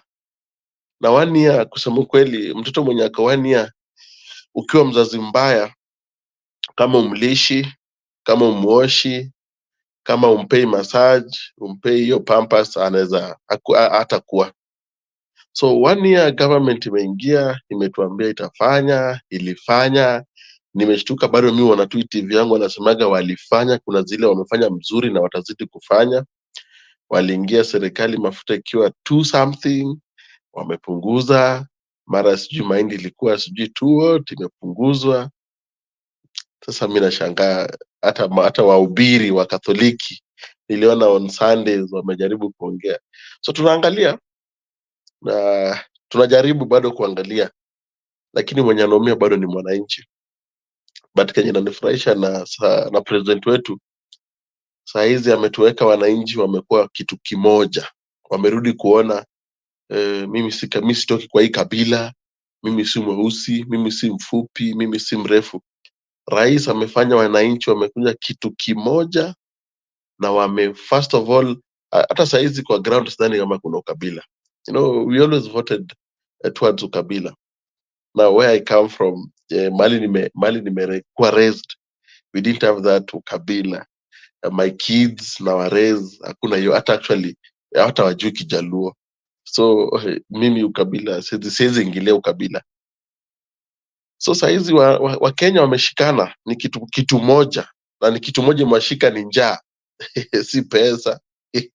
Si ati uko na bibi wengi, uko na magari mingi, pesa mingi, ni njaa imewashika pamoja. And how I wish the next election we are going on 2027, we go with that mentality, like, why am I voting you in? Na mimi for the first time, kwanza leo I'll start blaming, tuna elect vijana. Hawa vijana wametuangusha 100%. Na napenda vijana wengi, wale wanajaribu kutoka kwa huko sijui TikTok, sijui wapi, they want to be leaders. Ni true, but watatuangusha. Tuchague wazee, turudishe wazee. Even US almost 80% to 70% inakuwa na wazee kwa bunge. They don't loot, they don't steal. Wewe unachagua mtu ambaye ako 40, 35, damu moto, damu mingi, anataka gari kubwa, Mercedes, Range Rover, anataka nyumba kubwa. They steal. And that is why tuko na problem Kenya. Hata si mambo na first of all na kwanza na William Samoei Ruto. First of all, we have young leaders who are looting na wako na njaa ya pesa. Secondly, president amekuwa surrounded na with young people who don't even advise the president, who don't tell the president the truth, like kuna njaa, nilienda Kisumu, I'm in town, people are begging for money. Hakuna. Wewe ukikutana na president unampiga salute, tunamwambia Kenya iko sawa, nchi iko sawa, tunafurahia, tumependa uongozi wako. Yet ukienda home over the weekend watu wanakufa njaa. So kitu ya kwanza tukienda 2027 tutoe vijana, na mimi nasema ukweli, tutoe vijana kwa uongozi. Vijana wana mess hii nchi. Nyakati nchi ya Olentimama, nyakati ya kina Isaac Ruto, Bomet governor, nchi ilikuwa vizuri. Vijana walikuwa, watu hakuna kukuwa na vijana. Mumeleta sijui Jagwa, mumeleta sijui Jalango, mumeleta sijui nani. Those people are looting this country to the core. The next election tunafanya tutoe vijana kwanza. Number 2, dawa ya the next government ambayo inakuja. Because Raila leo ameongea, Raila aliongea jana, aliongea juzi. Mimi napenda venye anaongea. Na hata leo nimeona amevaa green, very green. Amevaa vizuri sana, kaunda suit ya green. Kuna maana. Unajua Kenyari ajuagi hiyo baba anavaa. Angaliaga color ya manguo. There's a meaning. Last time alivaa white, alijaribu kuwa ana plead na wao. Like, najua mnaiba mafuta. I know what about mafuta inaendelea. So, nimewapea time. You guys come clean. Leo amevaa green. Ina means go. The next time ataongea kwa hii TV hamtapenda about mambo na mafuta. Hii ni the second time anaongea. Aongeagi mara mingi. Ni mara 3. So, vijana wanaangusha serikali.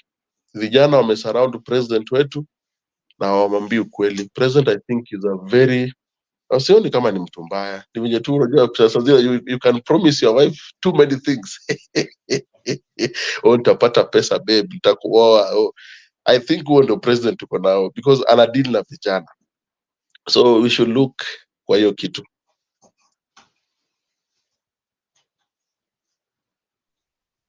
Omolo naona ameinua mkono. Yes, kwanza nafikiri sijawahi kuelewana na Uchuka zaidi ya leo. Ameongea point nzuri sana. Kwanza, apart from vijana kwamba wanalute, you know, there is logic in it. Hebu angalia, ati mtu ameenda University of Nairobi either to be a lawyer, to be a doctor, or any profession that he chooses. Alafu amegraduate tunga, alafu anakuja kuingia politics. Sasa inakuwa kwanza hiyo profession hata tumekosa kwanza ma-experts wa kufanya kazi. You know, ukiangalia hata UK House of Commons, most politicians ni pensioners. Wakikaa katika parliament, kwanza unasikia experience peke yake inaongea. When they are talking like mambo ya education, unapata pale kuna retirees teachers ambao wanaongea, you know, out of experience. Kama ni mambo ya medical, utapata pale kuna pension doctors. Kama tunaongea mambo ya security, kuna watu ambao wameretire kwa jeshi, wameretire kwa vikosi, you know, wanajua mambo na lecturer wa, you know, security studies, wanajua, wanaelezea through experience. But now, hebu niambie Babu Owino from being a student leader na parliament, Jalango from comedy zake na kuingia kwa radio na parliament, what you know, hata wakitengeneza hiyo policy, what contribution does he have, you know, with experience? Lakini ulikuwa ukiona wazee wale kina James Orengo, akina Anyang' Nyong'o wakati ule akiwa parliament, you know, Olentimama, akina Sunkuli, akina Kipruta Rapkirwa, akina, you know, ulikuwa unapata kwamba ni wazee ambao walikuwa na tajriba, na wakati ulikuwa unapata wengi wale walikuwa ma headmasters wa high school, walikuwa wanaenda kukaa, wanaenda politics, wanaingia katika parliament. Ulikuwa unapata hata polisi hata wakiongea pale, unaona kuna sobriety in the house. Lakini sasa unakuta siku hizi vijana wana discuss mambo ya sijui. Juzi hata niliona mwanamke mmoja akisema you have to propose, this is not the time to propose, you know. When Kenyans are crying, we need there are some delicate issues we need to discuss in the house. Mnaanza kuongea mambo ya kuproposiana huko. So nataka uniambie kama ingekuwa ni wazee ambao wako na wajukuu. Osoro anataka girlfriend huko ndani. Sijui Milio Maga. Ikifikia hata Osoro akienda akifungua mdomo ati sijui nimeonga nani, you know, and he's left to go away with it, you know. So wazee kwanza walikuwa wana matusi yao ilikuwa inakuja na parables. Walikuwa wanatukanana lakini huwezi kusikia that vulgar language. Lakini kama ni Jeka ameongea, nitajua amenitusi, lakini watu wale vijana wadogo hawataona kama ni matusi, you know, because walikuwa wanajua maneno ya kuongea in public, maneno ya kuongea in the floor of the house. So I agree with you that number one, we need mature people in this country. Sasa hivi president ana advisor, ana wazee. Watu wazee sasa ni kina Ndindi Nyoro, watu wazee ni kina Imani Chungwa, watu wazee ni kina Kipchumba, Oscar Sudi. Can you imagine? Those are the advisors that advise in this country. Alafu niambiwa ati guide in the right direction. Lakini ukikumbuka wakati wa Kibaki kulikuwa na huyu mzee alikuwa anaitwa Matere Kiriri. Kulikuwa na huyu mwingine Francis Mwadhaura, you know. Walikuwa ni wazee ambao walikuwa kina Muraria, walikuwa kikaa chini, unaona kweli kuna wazee. Hata Moi alikuwa kuna wazee wenzake, akina Ezekiel Margetu, ndio akina Jenga Karume, akina nani, hata kama walikuwa hana masomo, lakini walikuwa na experience ya life na ile mambo ambao wamepitia. So I think we should change the course of the politics in our country, tuache mambo ya vijana kuwapelekea uongozi. Wewe kama ni mwalimu, fanya kazi yako walimu. Ikifika siku yako ya kuongoza, utakuja kuongoza. Kama wewe ni daktari, fanya kazi yako ya daktari. Kama wewe ni uko katika forces, wewe fanya kazi yako ya forces kwanza. Maliza profession yako. Ndio ukimaliza sasa umegather experience, kuja sasa ingia. Unaona vile natembea anafanya kule Trans Nzoia, because ni ni mtu career public servant, akona accumulate experience ya kutosha. Lakini sasa unakuja unapata vijana wamekuja juzi, ndio unakuta kina Simba Arati kule. Governor ya Nairobi ananunua boat na hakuna maji Nairobi, maji kwa Mombasa. Sasa ukiangalia hata Nairobi is a joke. Ati unachukua Sakaja unamweka pale. Ati akona dimpo. Wakule dimpo. Tunachukua huyu Slay Queen, tunamweka ati ndiye anaenda kurepresent. Anaitwa nani huyu? Huyu Karen Nyamu. Tunamweka ati aenda afanye nini? You know? So unaona lack of seriousness kabisa. So akiangalia city kama Nairobi, ati kweli naongozwa na huyo sasa Sakaja. Lakini tunakosa boat moja amenunua 23 million. One boat amenunua 23 million, atukutakuwa na floods. 23 million. Na amenunua 22 boats. Nairobi tuko how many numbers? Wale waangalie vile wanatengeneza drainage nzuri, mpitishe maji, unasema watu watapita na maboti. So sometimes unaona we are joking na hakuna mtu anauliza hizo maswali, you know. Hata ukiangalia Ruto ana fail, hata kama ndio watu wanasema aliiba, lakini Ruto pia ana fail sababu ya kukosa experience advisors. Nimekuambia ukiangalia wale watu wote wamezingira, hakuna mzee hata mmoja. Yeye ndio mzee kwanza. Wale wote wamezingira Ruto ndio mzee, you know. Even Magoa alikuwa na point Uhuru kwa meeting, anaambia hapana hapa kijana yangu unaenda vipi. Magoa yet is a minister, he can be fired even akistop the president, but the president was so calm enough. Alikuwa mwanaume mzuri sana, he used to listen. There was one old man alikuwa anaitwa nani, Machogu ama nani, you know, he's the one that he come and pointed Mwai Kibaki na akamwambia, sikiliza, hii mambo yako na Raila, this is not how things are done. You people, you should look somewhere. Kama mtaka kunywa chai, kunyweni maji, mkae chini, mzungumze, mulete taifa pamoja. You know, a very strong man. Alikuwa anaitwa nani? I think yule mwenye alikufia Nigeria. Alikuja akakuwa ambassador. Somebody, I don't know, Machogu. You know? So, tunahitaji watu ambao you know, they can correct the head of state. Na watu ambao wanaweza fanya hivyo. Hata Moi alikuwa na wazee wake kina Franklin Lubet, kina Abraham Kiptanui, you know. Lazima alikuwa anamwambia mzee, mambo haiende namna hii. Lakini sasa hawa kina Ndindi Nyoro, ati kina Kipchumba Murkomen, kina Oscar Sudi, kina Imani Chungwa, hao sasa ati ndio wazee wa kuadvise nchi iende sawa. Ukifikia so akina Cherargei, ati hao ndio wazee wa kuadvise head of state, you know. So ukiangalia hata US, ukiangalia wale watu ambao wako katika sema, tunaona ni wazee wote wa Kongo, you know. ukienda Congress ni wazee wakongwe, watu ambao wana experience, watu wameserve ambassadors kwa nchi tofauti tofauti, wameserve public servants, wengine military, maritime. So I agree with you and that is exactly what I was telling Leo, kwamba watu wanahitaji, this is now Leo what we call civic education. If sasa ungemweka Cornelius mahali azungumze, watu walikuwa wamepata point kwamba tusikimbile tu vijana. So when we talk of civic education, nimesema political parties wanaweza kutake that responsibility for their benefit. Kwanza hii pesa ambayo wanapatiwa political parties na ni pesa ya taxpayers money. Kwanza nataka kujua wanafanyaje, because it is millions from UDA to ODM. Tuache mambo ya psychophancy kusema kwa sababu ya hili chama, lakini wacha tuinterrogate. Mimi saa zingine mimi huongea hapa, watu wanakuwa confused, wewe uko pande gani? Lakini no, because sometimes it is a point, forget about psychophancy. Hata Raila zia anafanya makosa zake mengi, ile kitu iko and if I can support that point of view as you check like someone like Millie Odhiambo, you check the age of Millie Odhiambo, you will see Millie Odhiambo ako na miaka mingi sana.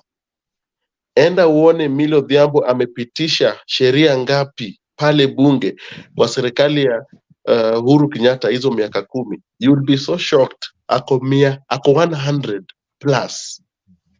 Tafuta Oscar Sudi, tafuta nani Jagwa, tafuta hao vijana kwa parliament, any bill wamepitisha. Tafuta hata Didmas Baraza, none. Lakini kuja kwa manyumba, magari kubwa, kuja kwa chaos, kuja kwa matusi, vulgar language, number 1. So you will find we have so many good leaders in parliament who are working so hard, but problem ni wananchi. Saizi mimi napenda venye Eric Omondi anajaribu kuwa mbunge, but it's time ya Eric Omondi, tafadhali. Sorry to say, he's a Malua, yes. But see time ya Eric Omondi. We don't need those psychophants. We don't need these. We need a leader. We need someone who is mature, someone who thinks that huyu mtu ako na watoto 4, anakula aje, analala aje, anawalisha aje. We should not elect leaders because ati mtu alienda YouTube akatukana Raila venye Raila amefanya nini. Mtu ameenda YouTube ametukana Rais William Ruto. No, hiyo ndo mali tunakosa. Even in Luo Nyanza, you can abuse Ruto as long as you want, but you're not a leader. Wewe ni kiongozi wa matusi. So problem yetu ni wa Kenya. We should not elect these funny people because wanajua kutukanana. Umetukana Uhuru Muigai Kenyatta, umetukana Gachagua. We now think that you uko na akili. Hauna akili. We elect you, wewe kila siku kwa ba, kila siku hata kuna any amendment kwa parliament unafanya. So number 1, before even we think where tutaka kusaidia nchi yetu come 2027, angalieni viongozi muna elect. These young leaders muna elect. Hawa viongozi wadogo hii 35 40, tafadhali muache. Mkitaka viongozi muingie 45 50 55 60, mwende paka 70. Hata nilikuwa nataka rais wa Kenya, rais achaguliwe akiwa na 70 years. Ataiba nini? Nini atataka tile gani? Atataka nyumba gani kubwa ya 2 billion? No. Chagueni rais ambaye amekoma kwa miaka, na rais mwenye hana tamaa, hana hata akiona akikaa hapo 10 years ako 80, hata anaambiwa leo nafaa kuongea na Cornell, anasema amekuja, ufahamu impotelee, lakini ni mtu mzee mwenye hana shida na kuiba. William Ruto anaweza fanya kazi, lakini marafiki wa William Ruto, wale wa surround William Ruto, ni vijana wadogo ambao wanataka vitu za haraka, quick money. Anataka kuishi kwa 8th floor, anapelekwa na lift, while hata wengine wanaishi kwa mabati hapa Kenya. They don't know. Yes, I agree with you. Muona pale Ruth Nyabuto, tunaweza mkaribisha kabla tusikize SG. SG ni kama amewaka sana, wametaja huko sehemu yake huko ndio kuna vijana, tunaambiwa tuchague vijana. Ni wale vijana wakiwa pale parliament You at a Senate, you find Oburu Oginga making sense at his 80s. And I also want to agree with you, Cornell, but not all youths or all our vijana ni wabaya. Go to Senate and listen to somebody. There's a certain old man. I don't want to refer to him always. He is a senator. Sijui ni Embu, sijui ni wapi. Then there's this young man from Nairobi, Edwin Sifuna. So when you listen to these two people, there is a big difference. And in the same Senate, you have Karen Nyamu. So where are we heading as a country? Vijana bado tunatafuta mali, tunatafuta fame. Kama ni wanaume wanatafuta wanawake, kama ni wanawake bado wanatafuta wanaume. But it reaches a certain age, mali mtu alishapata mali, mtu akiwa at 70s anashindwa hii mali atafanya nayo nini. Akiwa pale parliament, I saw a certain wedding near women rep, I think, na senator. So that one tells you, mbunge mwenye ako pale hata bado hakupata bibi. Akienda pale bado kwa akili yake anatafuta bibi. How will I impress this lady ndio akuja ni muoe? Lakini wewe unataka huyu aende apeleke pale sheria ya kubadilisha maisha yako. The same thing tunasemanga hapa, kuna hii mambo ya CDF. Hii CDF hatuhitaji bursary. Why do we need a bursary? Hii bursary unapewanga kupeleka kuenda kulipa shule ya serikali. Why should the government give me money to pay shule ya government? So if the government is serious and the MPs are serious, why can't they just pass a law that ukishamaliza class 8, walk into any school and learn? Why do we need to give an MP pesa? You remember time ya Moi? You remember time ya Moi before urent nyumba? Before urent nyumba, ulikuwa unauliza uko na bibi? Uko na watoto? Do you guys remember that thing, by the way? Yeah, Time ya Moi, landlord anakuuliza uko na bibi? Uko na watoto? Ndio unapewa nyumba. Yeah. Anakuwa ukisema uko peke yako, yeah, ukipewa uko, actually at that time nyumba za mabati ziliingia na market because most of the people walikuwa na bibi na watoto walikuwa wanaambiwa hapana, enda kwa mabati. You guys remember that? Because when you have a family, you will be somebody who is responsible in what you do. Hata ukizungumza na mimi, hata nikifanya biashara na wewe, I need you tomorrow. But vijana anakuhandle ni kama buda unataka nini? Imeisha. And that is the problem tuko now. We elect leaders, anaingia kwa power ndiye ana marry.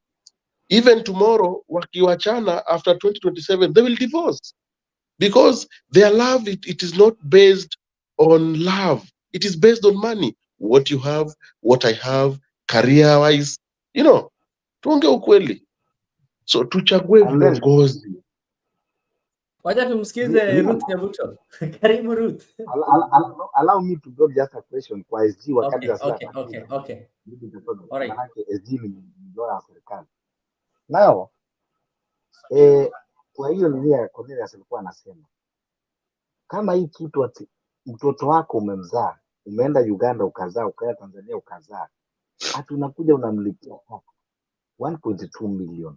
Tell me, I just want to know the, mtu mwenye alitengeneza policy kama hii akili yake ilikuwa wapi? Ati kwamba unalipia mtoto wako sasa ndiye akuwe Mkenya. Mtoto wako damu yako unamlipia ndiye akuwe Mkenya. Huyo ni mtu ambaye anafanya biashara ya wash, haelewi mimi. Like example, ule mwenye kwa boda ya Tanzania, boda ya Uganda, boda ya Southern Sudan. If somebody is sick, bibi yangu ni mgonjwa, na yenyewe naona yenyewe hapa babe, hapa ni private hospitals. Twende kwa public ya Uganda, tuzae huko turudi huko. Do you know kuna watu hawaelewi venye watu wanaishi. You go to Busia here, you see the way wanafanya trade every day. I've been there. You go to Tanzania, Namanga, you will be so shocked. Like Kenyans wanatuma almost 3 million huku, Tanzanians wanatuma almost 6 million the other side daily. But mtu anakuja kusema ukizaa huku rudi huku ni milioni. Uwe ni mtu ambaye ako 27, ako 30 years na 35, na anasema sukumia watu because anafanya biashara ya wash. Ajui venye pesa inakuja, ajui venye pesa. Sasa niwache bibi Uganda ama Tanzania, you see sina 1 million. What are you saying? Mtoto. Watu wanafaa kutonga makofi hapa Kenya, nakwambia. Yes, Ruth, karibu.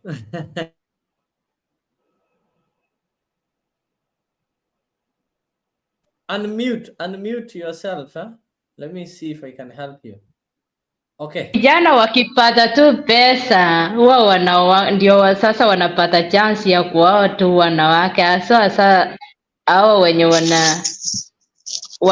wanaulizia tu kura. Unapata sasa ni kama mali sasa imejaa, alafu wanaongezea kama ako na bibi mmoja anaongezea sasa hata wanakuwa wawili ama watano. Sasa si hiyo ni mali inafanya tu yeye anaoa, lakini mara ya kwanza hakukuwa na bibi, alikuwa tu bure, anachiona tu yeye mwenyewe sasa ndiye amefaa hiyo. Kwa hiyo mali sasa ni yeye aoe, kisha baadaye ana divorce kwa ajili ya pesa. Unajua pesa naye ni kama ni chanzo ingine tena ya mauti. Alafu unapata hawa sasa, angalia hii timu ya Kenya Kwanza iko tu na vijana hapo sasa, kila mahali waendapo ni matusi, wanatusi wakubwa saa kina Ruto, kina Raila, sijui na Uhuru, eti sao hao ni handshake.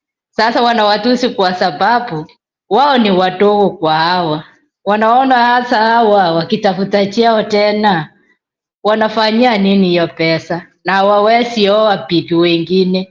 Sasa ni heri yao wachukue ushukani waongeze mabibi, ama wenye hawana waoe mabibi. Angalia sasa kama ule bibi mwingine mwenye alikuwa anaitwa aje, mwenye alikuwa na dansi tu hapo kwa magari juu, alimpatia jeokani huyo mwanamke. Huyo mwanamke alikuwa na tusi ile matusi mbaya, hata alikuwa anatuaibisha sisi wanawake. Anadansi anaaibisha tu wanawake huko juu kwa magari, anatusiana tu mbaya, lakini kisha baadaye kwa vile sasa yeye alikuwa mwerevu na Kenya Kwanza kuisha hiyo sasa ilikuwa na uwerevu zaidi, ikamchagua tena kwa cheo. Asa tena kuna hiyo yenye imeongelewa tu na huyu ya green, sio anaitwa aje, hata simuoni vizuri. Alikuwa anasema eti watu wanaenda huko nje, sijui wanazaa huko wanaleta Kenya, wanalipia watoto. Sasa sijui Wakenya wengine wa nchi zingine wakizaa huku wakipeleka huko wanalipanga, wanatoa, ni kama hiyo sasa ni ushuru. Sasa watu wanakucha huku wanazaa ama wanatoa huko nje wanaleta, wanalipa ushuru. Unajua Kenya yesi endelea mbele kama ushuru sasa iko, corruption ni mingi. Hata Kenya ndio ya kwanza sasa kwa nchi zingine kukuwa number 1 corruption. Sasa hiyo corruption lazima hata mtu akizaa hapa Saudia alete mtoto huko tena atatolewa hapo tax. Sasa sijui kwa tumbo naye anatolewa tax kwa tumbo, ama ni yao wenye wanaona sasa ni heri huyu atoswe ushuru. Ni kwa ajili ya corruption. Na sasa na hii corruption iwezi isha Kenya yetu, itaendelea tu hivyo until God leads this country. Now hiyo mambo na Ruto ameshindwa kazi. Ruto yeye mwenyewe na Gachagua yake, hiyo mtoto ya Maumau wameshindwa vile wanapeleka Kenya. Ni matusi tu, hata kwa kanisa sijui wanaputu nani, wanaweka mapete kwa mikono. Hiyo mapete itawarahani na itawapendukia ikue manyoka kwa vidole yao. Kwanza wanasumbua watu, wanajifanya eti wao sasa ni watu ya Mungu. Sijui ni Mungu gani wanafanyia hawa. Kwa makanisa ndani ndio wanapeleka siasa huko, ndio wanapeleka maneno yao huko, wanaongelelea kuhusu sijui. Yaani Raila amekuwa sasa kama handbag yao sasa ya kupepesha huku na Uhuru. Sasa hao ndio wamekuwa paper bags, handbags. Sasa mahali penye wanaenda wanapepa. Gachagua wacha ajifunze vile watu wanakuanga. Hiyo tabia ya Gachagua si tabia mzuri.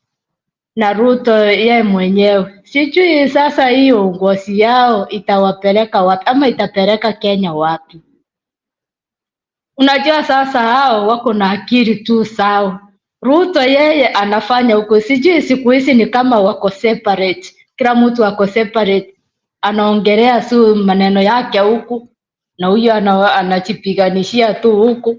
Wakikutana tu pamoja, sasa wanaanza kusema ni Raila ndiye anataka kuwawanyisha hawa, ama ni Uhuru ndiye anataka kuwawanyisha hawa. Sasa sijui wanafuata maneno gani? Sasa ni tunafaa kufuata Kenya gani sasa? Ni Kenya ya Ruto? Kenya ya Ruto? Hapana. Ruto wacha yeye amalize tano yake, aende tu Sugoi huko apumzike. Sijui ni vile amejua sasa mashimo mianya ya kuipa kura. Haki kweli, hata wenye wanaweza pigia Ruto tena kura, sijui wanafikiria nini, vile uchumi iko tu hivi, watu tunalia na njaa huko. Gorogoro ni 200 saa hii, watu wanalala tu na njaa, wanashinda na njaa. Wenye walikuwa wanapigia Ruto kura pia sasa ndio wanatulilisha sisi wenye tulipigia Raila kura, wanatushika kwa mkono wanasema we, hii sasa shida imetokea. Wanasema wakati ya Raila, wakati ya Uhuru, Gorogoro Raila hakukuwa anaongelelea, lakini saa hii anaongelea. Kwa nini? Ama ni vile anataka handshake aingie kwa uongozi, na Raila yeye hataki. Ni vile sasa anahurumia sisi kina Wanjiku, anahurumia huyu Wanjiku, ameumizwa sana kwa kona zote. Ukienda kwa kona zote amefinywa tu kabisa. Raila si mtu mwenye ako nayo, lakini Wanjiku kama mimi sasa ninaambiwa mimi sasa bottom up itanisaidia, na sioni Kenya imenisaidia. Na nilikuwa naambiwa wakati walikuwa wanatafuta kura kwa kampeni, walikuwa wanasema bottom up, sijui matako juu kichwa chini. Sasa ndio tumeinamishwa kichwa juu matako chini, sijui kichwa juu matako juu kichwa chini. Hata hiyo nini yenye tuliaitiwa hatujaiona. Sasa tutapigia yeye aache hiyo nini kura raundi ingine, tufikirie kwanza. Tumeumiza hata hizo pesa zenye tuliambiwa 500. Shikilia tu hapo Ruth. Wacha niweze kukaribisha wale wanajiunga nasi jioni ya leo. Hapa ni Afrika Diaspora TV. Najua watu wengi wamekuwa wakishangaa sana hawa watu walikuwa wameenda wapi. So this is the show that brings together Kenyans from different parts of the country, from different parts of the world. And what we are discussing here is just a matter of Kenyan politics. Like today, you'll find that we are just looking at the issues within the country. We are having a president that have been branded a liar. So is it true that Ruto is a liar? Or people are just trying to insinuate that Ruto is a liar? So how do we say whether he's lying or he's speaking the truth? It depends with how he fulfills his own promises. Kenyans are trying to judge Ruto based on those things that he promised us. And today you had even the greetings has been changed. And if you want to greet somebody, you just have to say Ruto lies all the time. All the time he lies, and that is his nature. So it's become a slogan. And moving forward, even kids are being raised knowing that at a certain point as a country, we had a president who would speak lies. Whenever he's speaking, you'll agree with me that instead of listening to what he's saying, somebody will always have a pen to mark what is right and what is wrong. So people are able to filter the truths and lies from his speech instead of listening to him. So kwa wale watu wanajiunga nasi, najua pengine unajiunga nasi pale ukiwa pale Mtembei TV, ama ukiwa pale Leo TV, ama ukiwa pale Afrika D24 TV. Kama huja subscribe kwa Afrika D24 TV, nimeshare link hapo kwa comment section. Unaweza click subscribe and leave a comment there so that we'll be able to reward you, so that whenever we go live every day, you'll always be notified. I can't guarantee you that maybe tomorrow we will be live on Mtembei TV, but I can guarantee you that the show will always be there each and every day from 10 p.m. Kenyan time. So to be on a safer side, usihangaike kututafuta Mtembei, pengine utukose, ututafute pale Leo TV utukose. Hakikisha kwa umesubscribe pale kwenye Afrika D24 TV. na tuweze kujiunga pamoja kama Wakenya. Namuona SG Kamau ako pale, karibu sana. Kijana wetu Dave pia namuona pale. Tuko na Kenya Revolutionary. Najua ako karibu kupasuka, ako karibu kupasuka, manake kila mtu ameongea na inaonekana kuwa wakati tunaongea tuko na tofauti na watu wa Ruto. Manake watu wa Kenya Kwanza wakizungumza wanasema kuwa hizi shida ni kwa sababu ya serikali iliyopita, serikali ya Uhuru Muigai Kenyatta na William Ruto kama deputy wake. Lakini ukizungumza na wale wandani wa William Ruto wanakwambia hizi shida zimesababishwa na Uhuru Kenyatta, zimesababishwa na ile vita ya Ukraine, na zimesababishwa na ile vita ya inaitwaje, vita ya Israel, na hivi karibuni watakwambia ni kwa sababu Kenya imeweza kupiga Ushelisheli 5-0, hiyo pia itatuletea shida na hatutapata mchele. Na ingawaje sisi sote na nimesikiza watu wengi hapa wameweza kusema kwa hizi shida ni kwa sababu ya Wakenya kukosa kusikiza. Tulioniwa, Uhuru alituon, lakini we went ahead and make wrong decisions. So which? Is it that we Kenyans made a wrong decision, or is it that we have to blame the former or the previous government for the problems that we are having? Dakika mbili kila mmoja na SG, alafu nimpatie Kenya Revolutionary nafasi pale kabla tuweze kumsikiza David. SG, karibu. Thank you so, thank you. Nilipotezwa kidogo na mitandao lakini sasa nimerudi. Now I was contributing on the speech of the president, and I said there's somebody who is somebody who was on so, yeah, I think now it's better. So mimi nilikuwa nasema, when you are the president of a country, kama siku zile za Moi, tulikuwa tunajua Moi ndiye namba moja farmer, he was namba moja daktari, he was namba moja mkulima, lecturer, the best lecturer. That is the bare minimum expectation of any country, that the president is the best amongst us. He is a leader of leaders. Yeye ndio kiongozi wa viongozi. You cannot stand and go to parliament and give a speech like a baby, like a speech that is hollow, that has no substance. Mara I spoke to Karisa akaniambia amenunua sijui Karisa ambaye ameajiriwa tuktuk, lakini kwa Hustler Fund amepata shilingi 715,700. Hizo ni tuktuk mbili. So watu wanajiuliza ambao hawajaenda shule kama Kamau, kwa nini Karisa hawezi kopa anunue tuktuk yake? Lazima rais akuja spend a whole day ku address 50 million people, atuambie kwamba Karisa anataka minister asaidie yeye sasa apate gari. I mean, it is hogwash, it is stupidity.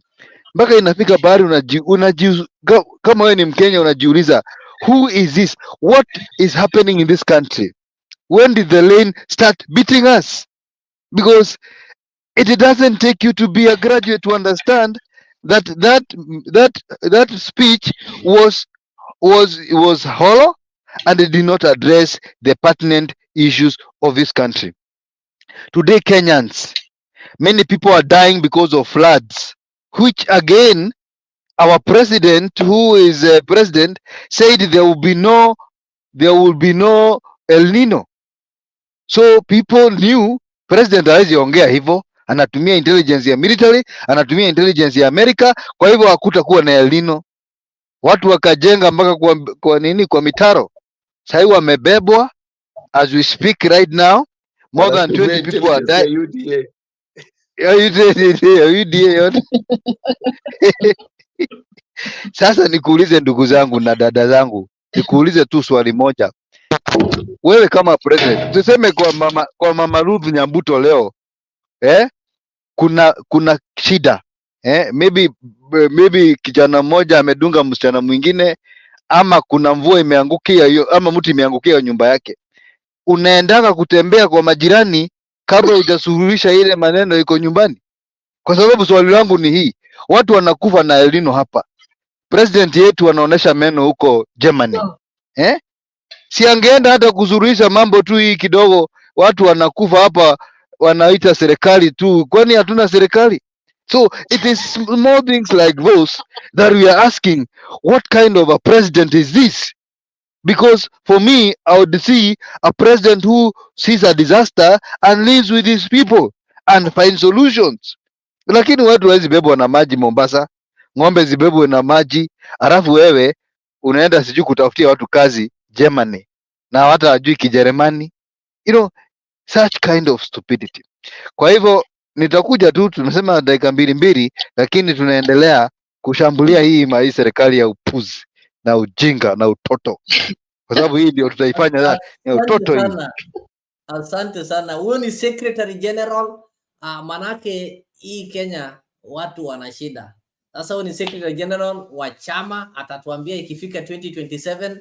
Na najua hata sema yeye ni candidate wa kanisa. Umejua niliambiwa kuna candidate wa kanisa na hapo ni kama watu walipotoshwa. Sasa wewe kama Secretary General utatuambia chama chako ni kipi na candidate wako atakuwa ni candidate wa chama chako, asikue candidate wa kanisa. Na kanisa ikitaka kuwa na candidate wakiongozwa na Japolo hapa anaitwa Kenya Revolutionary, wataenda na waregister party yao ya kanisa association, then waweke candidate wao ndio Wakenya waweze kujua ukweli. Kenya Revolutionary, dakika moja tu alafu uzungumze.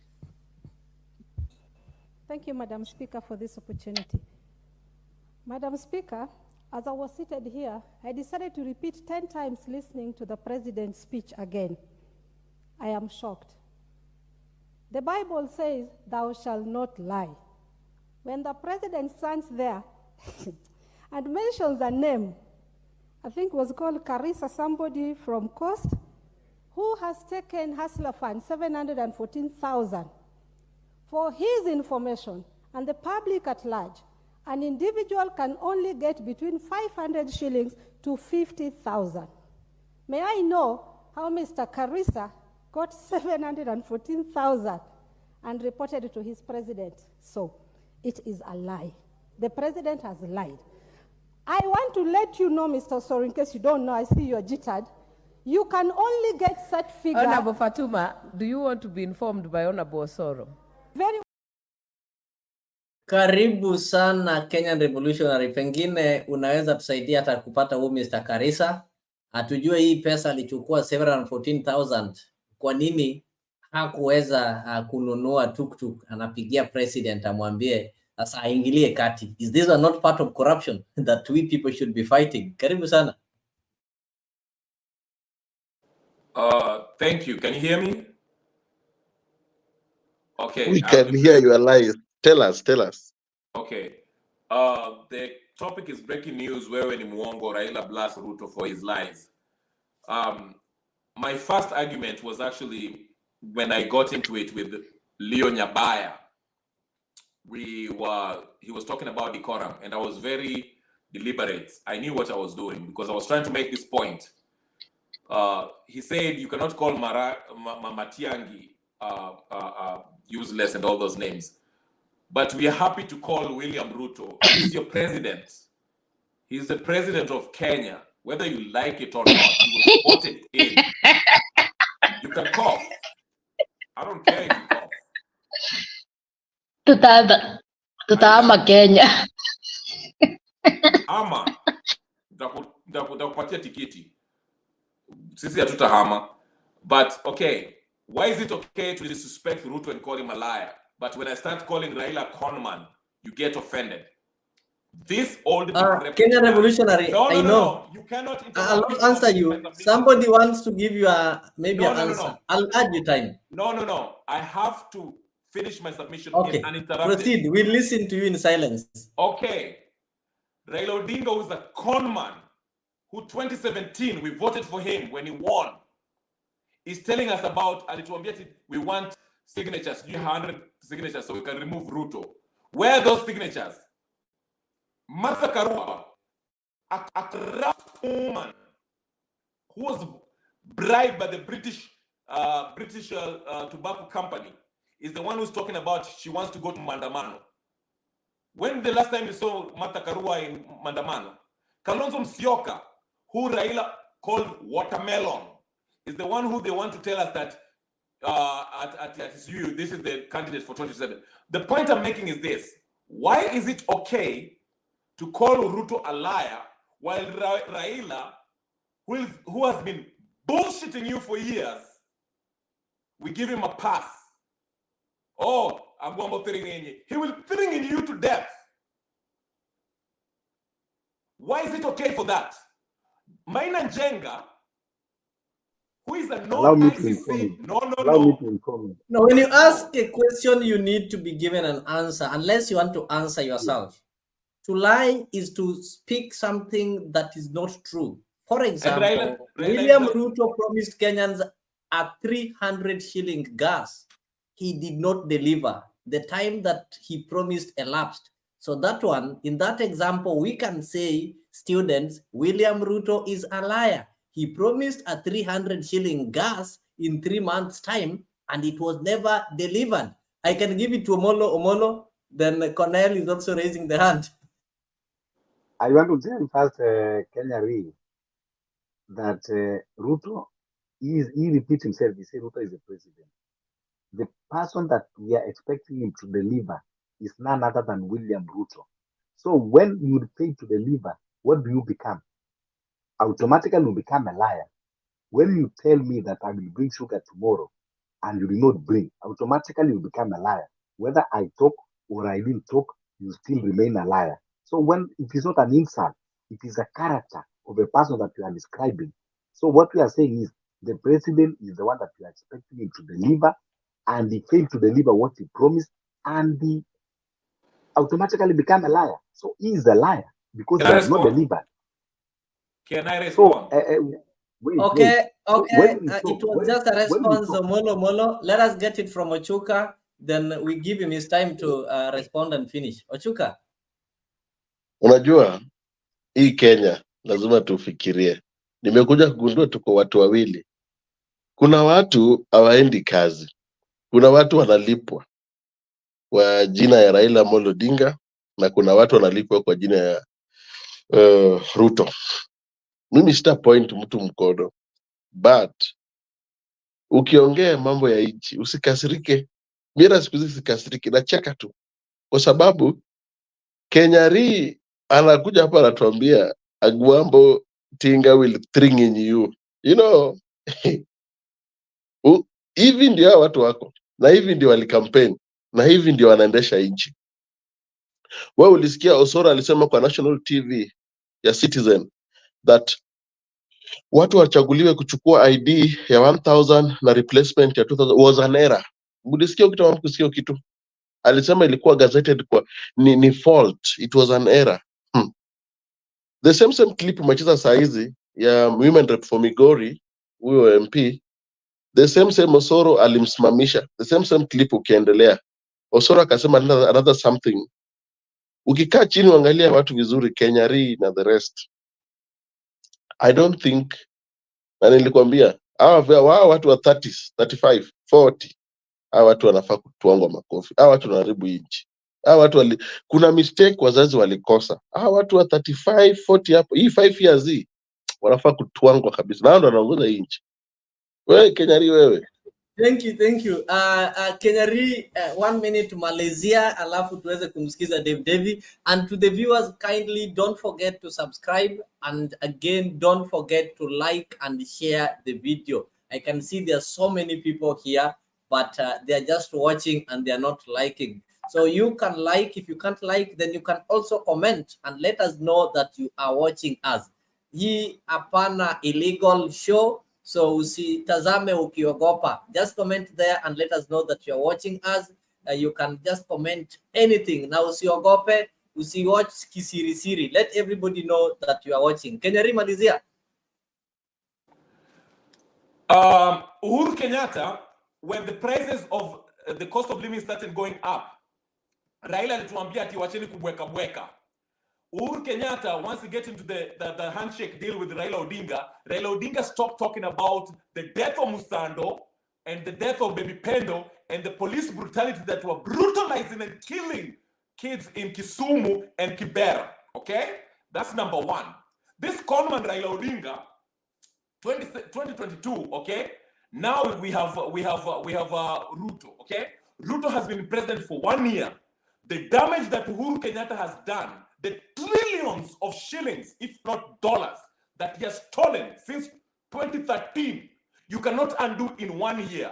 You are here talking about, when the prices of unga was up, Ruto told you that I'm trying to subsidize fertilizer so I can encourage farming, so bei ya unga maize iende chini. Now bei ya unga imeanza kuja chini. Raila is not talking about unga. Amefurisha yo tumbo yake is talking about iron jerry, about that oil. And his family and his sister and his brother are part of the oil cartel. Now, I'm telling you this. That's why I started by giving you the example of Jesus Christ. When Jesus Christ said that he's coming, is he lying that he's coming? Some promises take time. I'm not defending William Ruto, but shut up. But I'm saying this. Raila Odinga, conman Thiringenye, who has been a conman for a long time, when we fought for him and we forced him to take the oath, bring back the camera. I want the camera to see me. Bring back the camera. We are seeing you. No. Listen, I will finish. Between coffee and wine, which one do you like most? Hold on. Between coffee and wine, which one do you like? Because it's like you're taking wine. I'm telling you, my friend, utachizi very soon. Guys, hold on. Utachizi.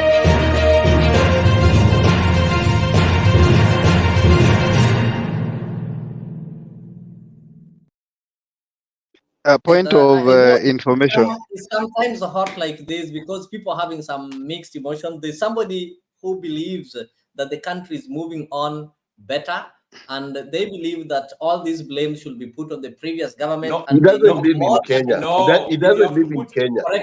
He doesn't live in Kenya. The good thing is he comes in Kenya with dollars.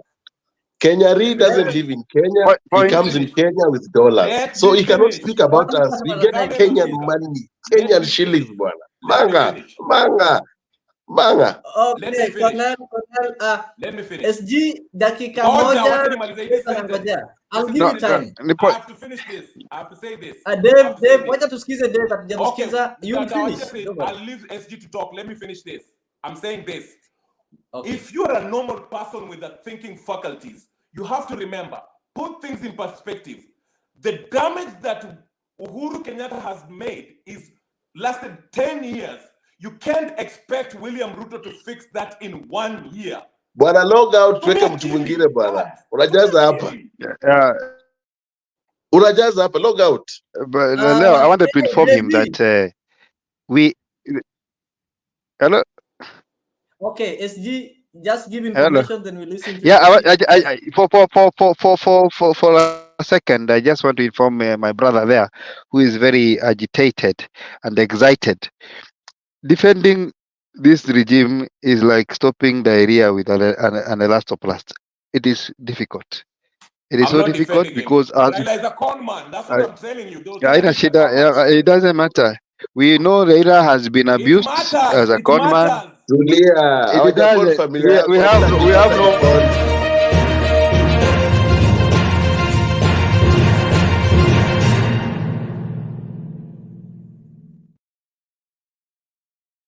The many years I've known Raila, he has been abused since Kitambo. He has been called Muchawi. He has been called old man, a crying hyena. All those names, call him. We don't mind. In any case, it is your opinion, and we respect your opinion. What we are talking about here is a character of an individual. Why did you vote for him in Mount Kenya? Listen, we voted for him, guys, but it was stolen. And from that we'll continue. And Ruto stole. Nilisema Kenya pombe na kuna kafe. Amechukua gani? Amechukua coffee, amechukua pombe. Chunguza watu. Kenya kwanza. It's hot. It's yes, hot. Yes, thank you. Thank you so much. Thank you so much. Thank you so much, Leo. And I thought akili ni nywele, kumbe akili si nywele. You know, when this person, sijui anaitwa Kenyari. Sijui anaishi wapi. Kwanza aishi Kenya. Kenya rienda unyoe hizo nywele manzi. Si tunaumia hapa Kenya. Wewe uko majuu unaongea matope, unatusi Raila. Raila si problem. Si tunataka problem ikuwe solve. Sahi wewe kwanza ni Mjaluo. Kwanza unakaa kazini wa Miguna. Hajui huko area Miguna sahi. Maji inapeleka watu. Wasee wanakufa huko, wamama na watoto. Wewe uko hapo unatusia. Wewe unatusia na nani wewe? Majukumu imekushinda Kenya, umetoroka Kenya, umeenda majuu. Tulia. Achana na sisi tukangana life yetu. Unaona? Arura kwe wait hapa. Yeah. Kwanza we ni mwoga sana. Uwezi maisha ya Kenya. That's why umetoka. So usikuje hapa kutulecture. Unaona? Usikuje hapa kutulecture. Kenye tunapitia saa hii. Boss, I was the member of IPK in 1992. Shut the fuck up. You don't know anything You about go Kenya politics. You go and shave your head. You are just stupid. No. There is no need of talking about.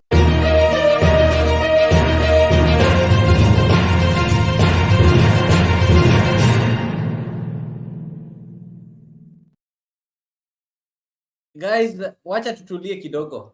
Let us have some order a bit. Devi, I know how it feels. Kanyaga polepole. Hata rais tunajua pia ameshindwa na jukumu ya Kenya. That is why anakaa Kenya siku 2, anatoka siku 3. Hawezi maisha ya Kenya. Ruto mwenyewe hawezi maisha ya Kenya. Akimaliza sasa ameenda Germany, akirudi ataenda kuconfirm kama king alifika safely. So I know how it feels. Sometimes people have to run away. So mkanyage polepole tukiendelea.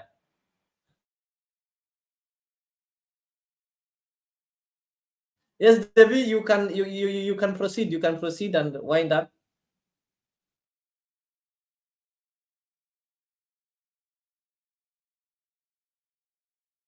Unmute yourself. Okay, thank you. Okay, me natoka side za Kisumu, but currently I'm in Nairobi. I'm so much shocked wenye nimeona watu wetu wanalala kwa floor, wanalala kwa shule. See? Yet government of the day walisema hakuna El Nino. Sijui hizo pesa zilipelekwa wapi. Watoto wanalala njaa. Wamama wenye wako na ball wanaumia. Alafu tuna blame Raila sijini. Raila si solution. Si tunataka solution. Ruto kama ameshindwa na kazi aseme tu enyewe mimi nimeshindwa na kazi. And kana anaweza job because we believe anaweza deliver. Kama watu wake ndo wanamwangusha, at least advisors wake wamkalishe chini. Because at this rate wallahi hakuna mbali tunaenda, hakuna. And hakuna like wenye wao wanasupport government almost 90% ni wenye hawaishi Kenya. The likes of Kasimo Joy, they are not in Kenya. Kenya si babu yako bwana. Wacha kujifanya kama ni babu ni yenu kwenda. No, okay, Kenya ni ya baba yako, basi wewe rudi Kenya. Kuja ukae na baba yako. Hapo April tukutane. Kwani utarudi kwenda zako. Usijifanye ati wewe ndio Mkenya hapa. I told you guys, Kenya, once you get a young person to lead us, ndio hii Kenya hii ndiko kwa government. So tumezoea. Mimi nimezoea. Naangalia age. Siku hizi naangalia miaka. Nikiona wewe ni mtu wa 35, 40 na kunyama because I sitaki kuongea. Let us have some order. Karibuni sana. Moha, mtu anaweza ingia kwenye studio. Nimetuma link hapo. Just look at the comment section. You'll see the link. Hiyo ya StreamYard. Just click on the link. Alafu itakuleta hapa. Bora umewakisha kamera na umetayarisha sauti. Sisi nazungumza kama Wakenya. Hata wale Wakenya ambao hawaishi nasi hapa nchini, wale wako abroad, wako wapi, pengine wako kwenye njia ya kutafuta, na hata mnajua rais leo hayuko, ameenda kuorganize kazi pale Germany ili Wakenya waweze kuenda kutafuta. Na wale wako nje pia, hii uchumi inawaumiza, manake wameacha watu wao huko nyumbani. Wakipata pesa kule wanatuma nyumbani kusaidia. Na kusema ukweli, wale Wakenya ambao wako nje ndio wanasaidia hii nchi, wameshikilia nchi. Manake wale watu sasa wako Kenya, uchumi ni mbaya, wale wanafanya kazi hailipi vizuri, watu hawana pesa. Sasa wamebaki kuomba, na wanaomba wale wenye wako nje ya Kenya. Kama sio wale wenye wako diaspora, basi nchi watu watakufa njaa. Serikali imeshindwa jukumu. Sasa wale watu ambao wanasaidia Kenya kuendelea ni wale wa Kenya wenye wako nje. And I find it somehow funny, ule mtu mwenye ako nje anajua jinsi anapigiwa simu kila siku, watu hawana insurance, shida ikitokea kidogo, mtu kama huyo ndiye anafaa kuwa wa kwanza kupinga huu serikali na kupigania haki za Wakenya, kuhakikisha kuwa serikali imeweka mpangilio shambamba ili wakati Wakenya watakuwa wanajihisi uchumi inaweza kuwadhamini, basi hawatakuwa wakikupigia simu watumie pesa kila wakati. Na kwa sababu wale wako nje pia wanaungana na serikali na kusema serikali inafanya vizuri, utapata shida ni kwao. Kila siku utakuwa unapigiwa simu. Ndiposa I feel it when I see my brother David saying that wale wanaunga huu serikali mkono ni wale wako nje. Pengine hawakuacha watu huku nyuma ambao wanawasumbua na simu kuelezea jinsi Kenya kuko, labda tutaweza kujua. Namuona Stans ameingia, pengine naweza kumpatia nafasi atusalimie. Okay, give me a minute please. A minute. Malizia 1 minute tumepewa. So just a reminder to my brother Kenyari. Let me tell you, when you are coming to Kenya, that's April. Please, usibebe vitu mingi, hata usibebe iPhones mbili, zitabaki airport. Acha nikwambie tu, tax kila kitu, hata hiyo bag yako itabaki. This acha nikwambie bro. Boss, wacha ni reply. Boss, wacha nikwambie. Don't ever call Kenyans who are in diaspora cowards. Not coward. No, that's the reality. That's the reality, my brother. That's the reality. Oja, jamaza. Usiite watu cowards kwa sababu tuko mbali. Sisi tulipigania hata hiyo maandamano ulianza, boss. Tulianza kama tuko 10 years old, tuko 90. Basi kuja. Come on baby, come on. Kuja Kenya. Kuja Kenya. Hata kupiga midomo huko nje. Kuja Kenya.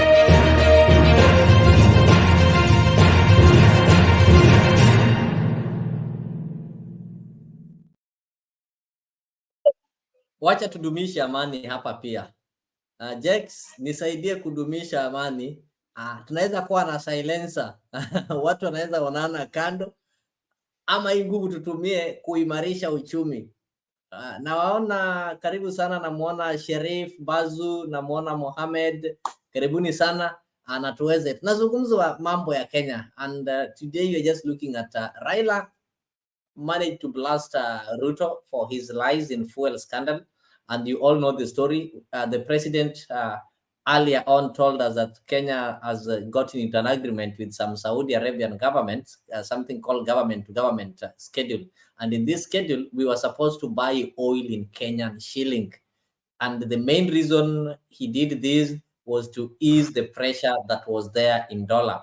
So if you look at the statistics, you'll find that the pressure that was there hasn't been eased. Instead, what has happened, the pressure has been increased because our dollar, it moved from 120, now it is almost 160. So I don't know if these are some of the things that makes Raila and some other Kenyans feel that Ruto lied to them. And wewe kama Mkenya ambaye anashughulika na mafuta kila siku, wewe ndio unajua ukweli. Umejua kuna wengine hawatumii mafuta, kuna wengine wanasikiza story. Ndiposa wakati unajiunga na sisi hapa unatupatia ile first hand information, sio ile tumeambiwa na rais eti alipigia mtu akamwambia alichukua hustler fund. Sasa wewe mwenyewe kuja hapa na utuambie hii mambo unaionaje? Hii mambo ya mafuta kuna jinsi tulichezwa. Hivi karibuni tukamwona yule mwanadada, tunaambiwa kuwa alikuwa ameagiza mafuta worth 17 billion. But if you look at her, najua pesa haijandikishi kwa uso, lakini kuna jinsi unaweza maybe angalia mtu na umdhamini useme huyu anakaa kuwa na hizi pesa. Hizi pesa the same amount pia tunaambiwa ilitolewa kwenye chungu la serikali na walisema kuwa ni subsidy, ingawaje walikataa kutumia jina subsidy, tukaambiwa hii ni fuel capitation. This money was withdrawn but it was never accounted for. So today sources are trying to tell us that the same amount that was withdrawn from the public coffers was given to this lady who was supposed to benefit. So I don't know what happened to the business. Yeye pia akakuja akatiwa mbaroni. Wacha nimkaribishe Stans aweze kutusalimia na tuambie maoni yako ni vipi. Ruto anatudanganya ama kuna kaukweli? Ni ajeni wase. Hope mnanisikia. Yeah. I'm so like I'm surprised with people like Kenya Re tukiongelea story na ukweli wa president ana bring in Raila. We are not bringing in Raila in this situation because as Kenyans when tuko ground tunajionea vitu zenye president amekuwa akiongea. You can tell a lie from the truth. So unapata we are talking about lies. We are not bringing in Raila. Raila is just trying to highlight what this guy has been lying. Even those people who voted for this guy have realized how much this guy lies. And then a big mistake this guy does ni bado anaendelea kumake promises zenye haziko fulfilled. I remember before the year ended, jamaa alisimama akasema token hazitapanda. Actually walikuwa wamesema token zitapanda, akasema token hazitapanda. Saizi wale watu wana buy tokens, you know how much tokens cost. Na because of tokens kupanda, companies mingi zina shift because it's expensive. Production iko expensive. So kusema vitu kama hizo, sana danganya, hatufai kuleta in story na conmanship. Unaona like ini yes anadanganya ama ni uongo ama anasema ukweli. So story ya conmanship, Raila is just a whistleblower na anafanya kazi yenye hata sisi wenyewe tunaweza fanya, ni venye watu hawako bold enough kusimama kufanya. So hiyo story ya conmanship manze, hiyo I think Kenya Re manze uko nje sana. And to our president manze, mimi naona wase wengi president akiteta hapa hivi wakinaichungwa wakiteta wakisema the Uhuru regime. I really like unapata most people who voted Uhuru ndio bado wana complain. Yes, yet ni hawa watu ndio walirudisha Uhuru in the government the second time. Mtu Kimani Ichung'wah was it head of the budget committee for 7 years. Alikuwa pale. Ruto being the president, being the deputy, was part of the government. Alikula mshahara hadi mwezi wa mwisho. Meaning alikuwa satisfied and how the government was being run. So hakuna venye atakuja clean atuambie Uhuru's government angeongea hiyo time. Na before someone runs for any post, unajua the repercussion of that post. This guy knew basi this country iko at this stage kuko hivi na hivi na nikienda pale nitadeliver. Kama anajua hange deliver then he couldn't run, but saizi amerun, anaanza kutukumbusha zile stories za huko. Hii ukicheki jamaa manze, hata zile appointments zake ingeonyesha kila mtu how Kenya tungeenda kukua. Appointments tu peke yake manze, ukiangalia wasanii wameka pale. Sasa ni wezi watu. Murkomen anatembea na saa zingine manze viatu. 2 years ago Murkomen alikuwa msee mwingine tu anakaa hivi. Saizi angalieni vile anakaa. And then you come here telling us sijui Raila is a conman. What does Raila has to do with our lives now? Saizi tunaongelea life ya Kenyans under the presidency of William Ruto. So usikuju tuambie mambo ya Raila. Raila is a, by the way, anatusaidia kujua vitu zingine. He's a whistleblower. So kawe uko na machungu na Raila, hiyo ngoja siku yenye tunaongelea venye Raila sijui nini, but sasa tunaongelea venye huyu jamaa ni muongo. So yeah, hivyo ndio ningesema. Thank you. Namuona pale Nyagaka, sijakuona pale kwa list. Tafadhali just use the link and join. I think our studio can accommodate up to 20. Ni studio kubwa. We came back bigger and bigger. So don't worry, ukifika uone watu wamefika 9, there is no need eti mwingine atoke ndo ingie. We can accommodate more. Tumia link pale and we'll be able to add you in studio. Wacha tumkaribishe pale Sheriff Bazu pia aweze kuzungumza, atusikie maoni yake. Na kwa wale wanajiunga nasi, this is Afrique Diaspora 24 TV. Of course, we are bringing you this straight talk live in Mtebei TV, and we also live in Leo TV. But you have to subscribe to Diaspora Afrique D24 TV so that whenever we go live, we will always be notified. I know some of you struggle to know whether we are live or we are not live, but if you subscribe to the channel, you'll always get notified. But if you don't subscribe, it means you'll keep on checking at Mtembei TV uone kama tuko live, pengine tutakuwa live na huna habari. We normally bring some breaking news. For those people who like sports, we'll always be giving sports updates, and we'll also be giving some streams or live streams of some of the interesting football matches. Like today's match, I think we streamed it live. So always ensure as you subscribe, you also hit on the bell there for notifications. Karibu sana Sheriff Bazu. Tuambie wewe ni Bazu wa wapi?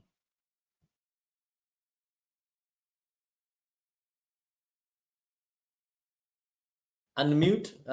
We can't hear you. Oh, you okay? We can't hear you. Just speak up. I think it's your microphone.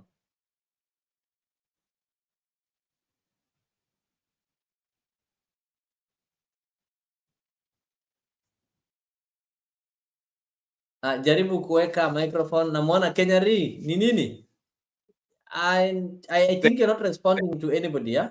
Thank you. I'm just calm. Can you hear me? Yes. Okay, I just wanted to respond to Stans. Stans anasema ati this is not about Raila and everything. But I wanted to say this. Raila, if he calls mandamano, him and his psychotic supporters, they put on sufurias and go there and start fights with the security forces. And inaharibu biashara kwa ninio and safety of the nation. So yes, Raila is just as part of the parcel of the problem we are facing in Kenya. And again, I'm maintaining, I'm not here to defend Ruto. This problem started with Kibaki and Uhuru made it worse. And it's now time for Ruto to deal with it. Ruto has only been in power for 1 year. For Stans, when you try to say that it's about Raila to siongee this and about Raila is part of it. Raila every day he talks about nini anakuja hapo na press conference amesimama hapo na hiyo tumbo yake while we defended him. I lost my friend and my cousin because of Raila. We were fighting for Raila to become president in 2017. So ndio maana Devi sikupigi wewe ndugu yangu. Okay, mimi niko huku. Lakini mimi nasema hivi ndugu yangu bro, ni understand. Usikuja posema ati sisi ni waoga ati tumekaa huku juu tumekaa huku. Bro, don't ever say that. I started my NIO in 1992. We were fighting for IPK in Mombasa. Okay? So msiambe ndio maana mimi I take it personally ukisema hivi, but anyway, I let everybody talk. Thank you Kenyari. Cornel, mnataka kuendeleza hii kitu? Okay. I told you watu majua unaona tu. Unaona mimi nimenyamaza, sitaki niweke mic nikataze mdugu wangu. Let me tell you one thing. Raila Amolo Odinga amepigania nchi for so many reasons. Hata Raila Amolo Odinga amepoteza mtoto wake kwa ajili ya hii nchi, kwa ajili ya wivu that Fidel will ever lead Luo nation. Raila Amolo Odinga amekuwa arrested for the sake of Kenyans. Kenyari, kama Raila amekunyang'anya shamba, tuambie, tupe bill, we will pay. Tutakununulia shamba. Kenyari, if you tell us that umepoteza kazini yako juu Raila Amolo Odinga amepoteza Fidel, mtoto wake mmoja. That thing hurted Ida Odinga till now. Hata kikumbuka ina muhaunt kwa nyumba yake. Tulimwapisha 2018 and refused. Omera bwana. Kwa na respect. Unajua mtu mkubwa akiongea, mtu elderly akiongea unanyamaza. I told you when 27.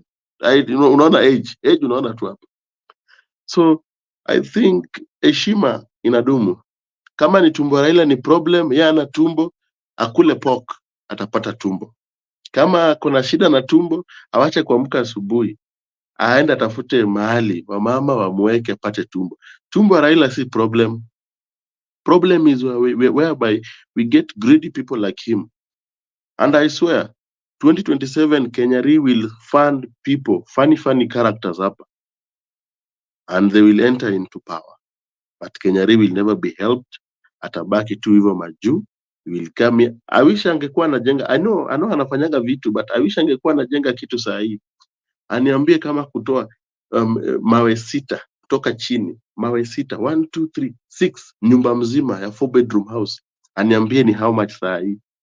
So before we ongea about Raila Amolo Odinga, my brother, try kuona Raila is beyond. Raila is a con man. Stop lying to people. Tunatumia maziwa, tunatumia skari, tunatumia maji, tunaenda kazi, tuko na transport. So before we ongea about Raila Odinga na hizo vitu zingine, try to think, do we eat Raila? Do I sleep with Raila? Do my kids go to school with Raila? No. Raila is somebody who is there, anakuenlight. Na saizi, I want us to fanya hii debate, tukiangalia kichwa na ubongo wa mtu vizuri. I think ubongo unaona tu. You cannot come here and heckle mambo na Raila, mambo na your cousin was killed. So what? Kwani wewe ndio umepoteza cousin peke yake? Sisi tumepoteza watu wengi na tuongei. So let us respect Raila Amolo Odinga. Umenona kwa sababu unapata pesa ya ODM. Wewe na Raila wewe. He might be a con man. He might be a con man. We might be having anything. But let me tell you, mimi saizi, I'm a happy person. Jex ananijua, I'm a happy person. That the reason why nacheka siku hizi naongea pole pole. Niliwaonya hizi vitu Jex. Niliwaonya hizi vitu 2 years ago. Niliwaonya last year, niliwaonya this year, na ndio hizi. Sai msione ni kama sisi ni wazimu. Mnaona. Sai sasa sisi hata ID kuja 10,000 tunalipa. Hii Kenya tabaki watu wawili. Watu wa UN na Wajaluo peke yake, kwa sababu the rest hawawezi afford.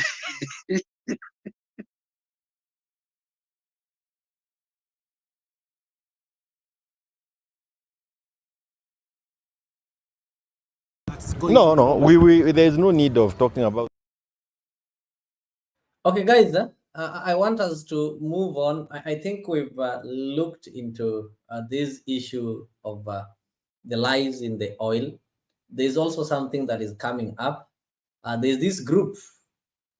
I don't know if it is Kamwana or Kamwena. There's this group of Karua, this Kibaki's cousin, the former governor, Lee. I know, is he Lee or who? No, not the former governor, and Jeremiah Kioni. They are trying to form a certain movement, and they've said it is not a political party, but it is a forum to bring together the people of Mount Kenya and fight for their rights. Could there be people are trying to paint a picture that this group is feeling bad because what we've seen recently, we've seen Stephen Kalonzo associating with Uhuru Kenyatta. And now that the 2022 elections are over, everybody is thinking of 2027. So whether you are in power or you're waiting to take power or you are dreaming to take power, anybody who is a politician, you know, once elections have been done, people think of the next elections. People are now thinking of 2027. So when you see Kalonzo walking closer to Uhuru Kenyatta, you'll talk succession. I did read a certain tweet from Hamisi, MP, that young man, where he was trying to tell Kalonzo that he doesn't need to hold on Uhuru because Uhuru did not manage to deliver the votes to Raila, that the only thing that Uhuru can do is to finance and nothing beyond financing him. He gave an example that Uhuru did not even deliver, we call it Kiamba, or did not even deliver his own constituency to Jubilee. So is there some bad blood, or is it being taken negatively? Because I know, me and you might also have a thought that those, the Karua, Jeremiah, and those Mount Kenya rebels, according to Mount Kenya, they call them rebels because they supported the person that people are not used to support in Mount Kenya, that is Raila Odinga. could it be there's a possibility they're also hanging on Uhuru Kenyatta to come and give them some blessing? They're also hoping that Uhuru's comeback in politics will give them relevance, and this one will help them sail through and form some formation that will be able to challenge William Ruto in 2027. And on the other side, you're also seeing Kalonzo. You've been receiving some positive gestures from the lakeside, specifically the day he attended Oburu Oginga's birthday. Raila almost endorsed him because the words that Raila used were similar to endorsing somebody. He hailed some praises on him, how he's a trust, somebody who can be trusted, somebody he worked with the longest. And this one was well received, and the next day people started saying Kalonzo 2027. So is this thing going to break it, or it is going to build it? So back to you. I don't know, Jax, if you can be able to get me. If you are not able to get me, maybe I'll get it from Cornell, then I go to Ruth, then Dave, Stans pia namuona pale. Vivyo hivyo tuweze kujua, what is not cooking up. Let me just play this for you before maybe allow me to there's no need of talking about that document if it's not addressing the cost as of living, well to say hi to my if it is not addressing the invasion of Jubilee by UDA, what is the use of that document to us? We can continue managing ourselves the way you have done it. In any case, Ruto never intended it for good. He's been wasting people's time there. But we also have been using the time to organize ourselves, including many things like you have seen. Therefore, we have no business at Bomas if those two basic minimums are not met. Reduction in the cost of living and paying fidelity to the law as regards political party. Leave Jubilee alone. Do your own thing and let us do our own thing. Thank you. We are united to push for the political, economic and social interests of the people of Mount Kenya. We will not accept politics of intimidation. Kama mtu anataka kutusafirisha kwenda binguni, pengine Mungu atamsafirisha mbele yetu. Yes. Lakini we are not going to be intimidated. No.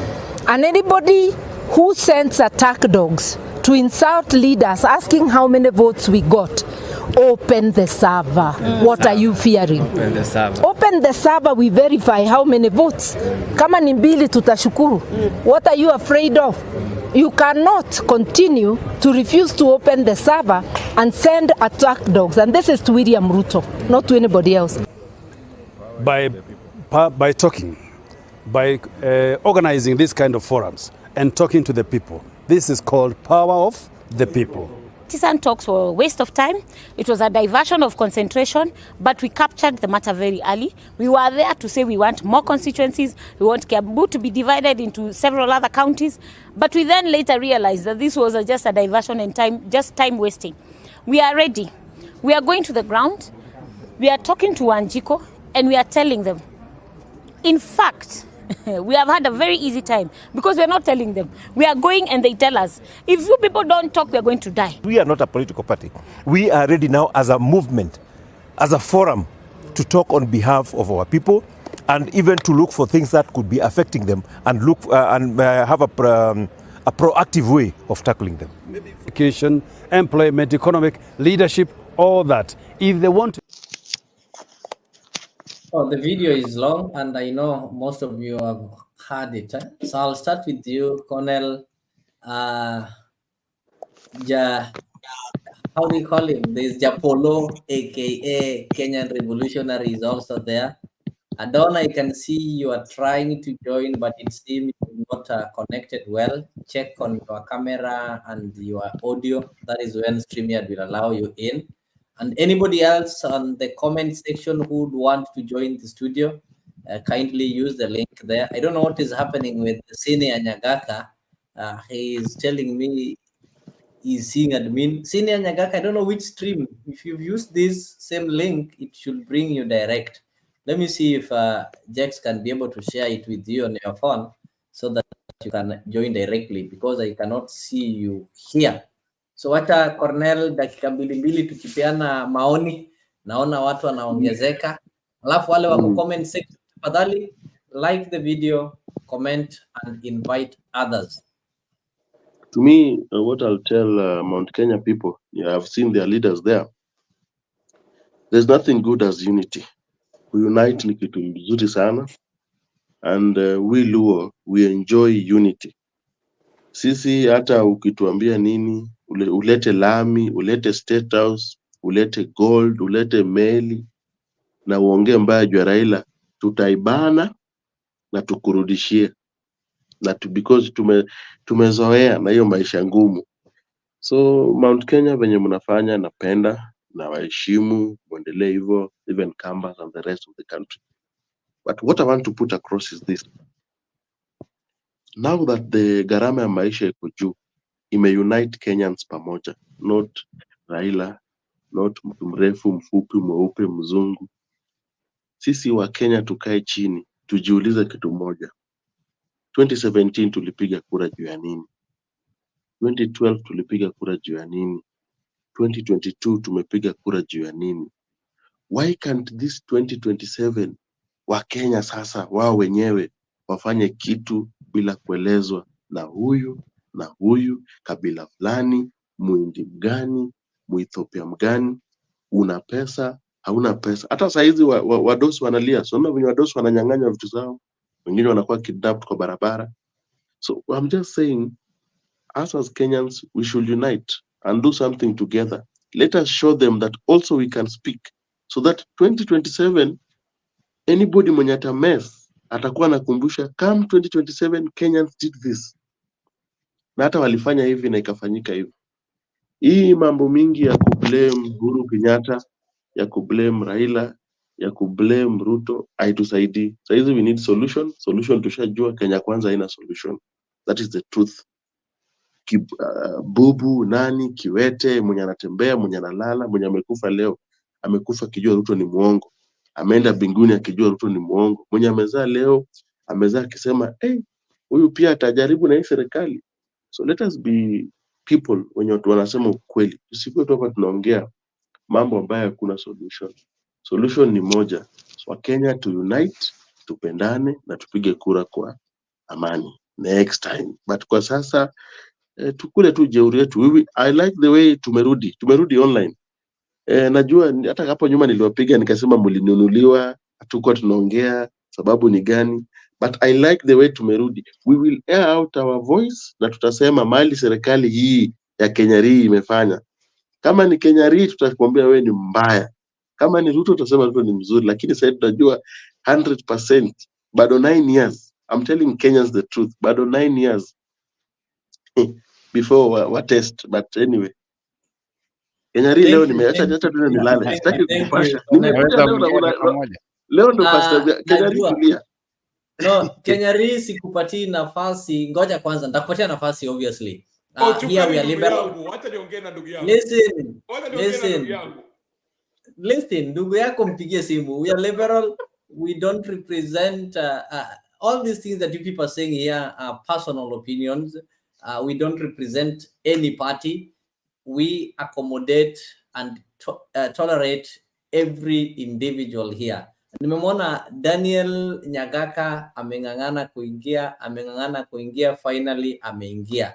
Pengine amekatiwa stima pale kwake. Wacha tumpatie nafasi aseme moja mbili kabla tuendelee. Pale pia nimeweza kumwona mzee Pen Nyagaka. Nyagaka, tafadhali ingia hapa ukuje tuambie hizi promises kuliendaje. Wacha kunyamaza hivyo. Tunataka kusikia kutoka kwako, from the horse's mouth, from the chief campaigner himself. Utuambie Wakenya tuliwaahidi, hizi ahadi zimetimizwa ama bado tuendelee kungojea? Mwingine alituambia, ndugu yangu alisema hata Yesu alisema anarudi na bado hajarudi, na hatujachoka sisi kama Wakristo kungojea kuja kwake. Lakini kitu amesahau, alisema atarudi, alirudi ya kwanza, kile tunangojea ni kurudi ya pili. Ya kwanza alirudi baada ya siku 3, so he fulfilled it. I'm just reminding you. Najua wewe ni Japolo, lakini kuna mambo mengine hujui. Good year, nimekuona pale. Asante sana na karibu sana. Always you keep the comment section so interactive and we really like it. Cornelo Chuka pia hata akiwa nasi pale anaendelea. Rasta Liviti nimekuona pale. Tafadhali link iko hapo, unaweza ingia. Nobody is blocked. Ukiona mtu anang'ang'ana kuingia ni some technical issues. We don't block anybody. All opinions are needed. Hii mambo ni ya Wakenya. Tukiumia tunaumia kama Wakenya. Wale walipigia Ruto, wale walipigia Raila na hata wale walipigia ule jamaa wa bangi. Ule jamaa alikuwa na ile manifesto ya bangi. Brother Benson, karibu sana, tuko salama, tumekuona. Anamuona Sally Fields pia amekuwa nasi hapa. Moha alikuja, sijui nini lifanyika tena akadrop. Moha, kama unaweza rudi tena tafadhali. Mohamed Mike Samba, karibu sana, tumekuona hapo, pamoja na Peter Eric Mwaura Njuguna, karibu sana tumesalimika, na ninakuhakikishia kuwa tutakuwa hapa kila siku hadi ile siku ushuru itashuka na Wakenya waanze kuishi kuwa mambo imeanza kurudi sawa sawa. Hiyo ndio siku tutalegeza kamba, lakini tutazidi kuwakumbusha, manake wale wa Kristo Biblia inatuambia tuwakumbushe hata kama wanajua. Yes, wanajua, walituahidi vitu mingi na pengine wanaweza kuwa wamesahau. Wacha tushinde kuwakumbusha kila siku, tukiwakumbusha waangalia pale kwenye kitabu ile The Plan, at least wataweza kuangalia ni gani wanaweza timiza. Omuya Nyakundi, karibu sana. Wacha nimkaribishe Nyagaka Daniel. Umeongea sana mpaka kidogo nisikie ni kama nimepotea. Karibu. But it is what it is, you know. So kwanza wacha niongee kama mtu ana hasira kidogo na ndugu yangu wa UDA hapa hivi. Sitaki kusema yeye wa UDA, but Kenyari, I just want to address him direct because ameongea funny sana that you know, tulipigania Raila tukapoteza. Bro, you are not fighting for anyone. This battle tunajipigania sisi wenyewe kwa wenyewe, because ukianza kusema unapigania mtu, that's where you lose it. People lose it because they say, tunapigania sijui nani, napigania sijui nani. You're not fighting for anyone. You're fighting for your life as a Kenyan, because Raila ako pale kama image, the person mwenye unastahili kutumia to get where you want to get. Now when you start saying that sijui my brother died because of no, I've been in this battlefield for a good while. Tumekuwa tukikula tear gas vibaya sana. Mimi ni mtu wa media, I'm a media personnel, but I decided to choose sides because I know wale watu tunaongelelea hapa. Nilikula tear gas pale vibaya sana, tukaumia, tumepoteza cameras, tumepoteza equipment zenye ziko worth thousands of shillings, you know. But at the end of the day, you look at what exactly is bringing you to do whatever you're coming to do. If you're coming for a person, then umechizi, umetupa mbao. Maisha inakuwa ngumu every single day because watu fulani individual wame decide kugang upon Kenyans and make life ikuwe ngumu. Now we are saying that tunastahili kupigana. We are not fighting Ruto. We are fighting the whole government so that they can be able to advise one another and tell their boss, enyewe Wakenya wanaumia. Why? Because of ABCD. Tukisema that tunapiga Ruto, we are fighting the wrong fight.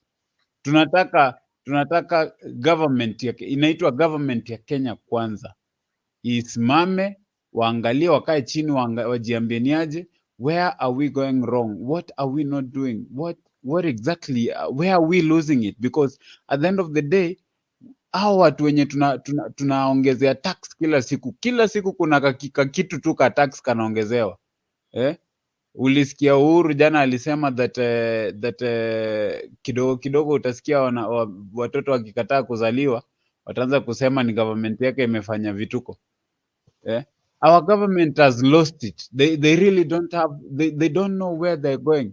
So if you're coming to fight this fight, tafadhali jua tu wenyewe kidogo usiipeleke personal kwa mtu. Yule mtu tunamtumia kama image to be able to help us fight. Because akinyamaza hivi tutaumia sisi wote.